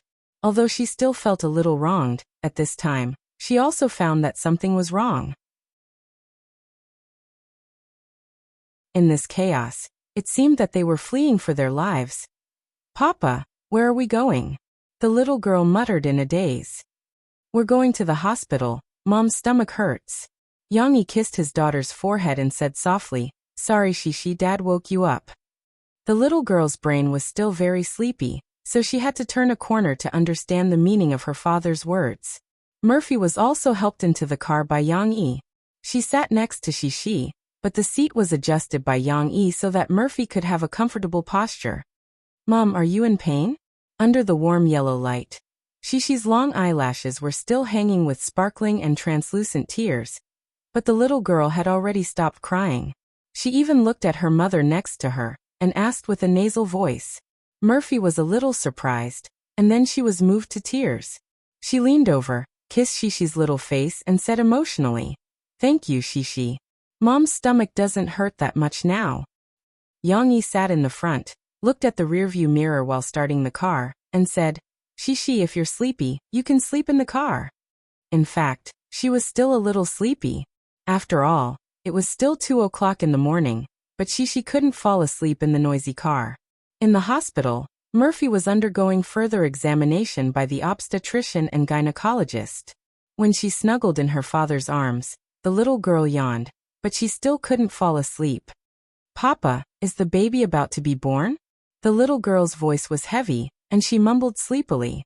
"It shouldn't be. Just now, the doctor did a preliminary examination and said that it shouldn't be a baby, but just a stomachache. He wants to see what's the reason. Yang Yi gently stroked his daughter's soft and smooth hair and said, The little girl seemed to be unable to bear it. She closed her eyes, and only a soft nasal voice was left. Looking at his daughter's soft nose, Yang Yi gently coaxed her. Go to sleep. Don't worry about your mom. I'm taking care of her. Good girl, go to sleep. In her father's warm and safe arms, she fell asleep. After a long time, some hurried footsteps came from the corridor of the hospital. Yang Huan, Ding Xiang, and Guizi appeared in front of Yang Yi. Yang Huan and Ding Xiang were now living above the coffee shop, and the house they had rented for a year was returned to Guizi. After all, he had started to take some small roles, and it was inconvenient for him to live in the dormitory. Now Guizi drove the two of them over. Seeing Yang Yi, who was still in pajama pants, Yang Huan asked nervously, Brother, how is sister-in-law? Guizi and Ding Xiang also had concerned looks on their faces. Seeing the three of them, Yang Yi patted his head in annoyance and said apologetically, Sai, look at me. I forgot to tell you. Sorry for making you come here. It turned out that Yang Yi was worried that he couldn't take care of the two of them by himself, so he called his sister in the car. But after confirming that everything was fine, Yang Yi was so focused on coaxing she to sleep that he forgot to tell Yang Huan and the others the news. It was a false alarm. Murphy is fine. The doctor checked and said that it was normal uterine contractions. But for safety's sake, we still need to do a full checkup tomorrow. But it shouldn't be a big problem, Yang Yi said to Yang Huan and the others. What about Shishi and sister-in-law? Yang Huan asked with concern. I asked for a ward for them to sleep in. Yang Yi explained. It's late at night. It's too troublesome for them to come here tomorrow. Besides, Shishi has to go to kindergarten tomorrow. They should rest well. No matter what, it was good that they were fine. Since they were fine, Yang Yi asked Guizi to send the two girls back. He could take care of them by himself. When sending them to the car, Yang Yi didn't forget to tell Guizi to take care of the two girls. Drive slowly. It's hard to see clearly at night. Then send them home. You should go home and sleep too. Well, the last sentence was quite important. You're tuning in to the Earbook Haven YouTube channel. Don't forget to subscribe and join us on this journey to catch the most captivating stories.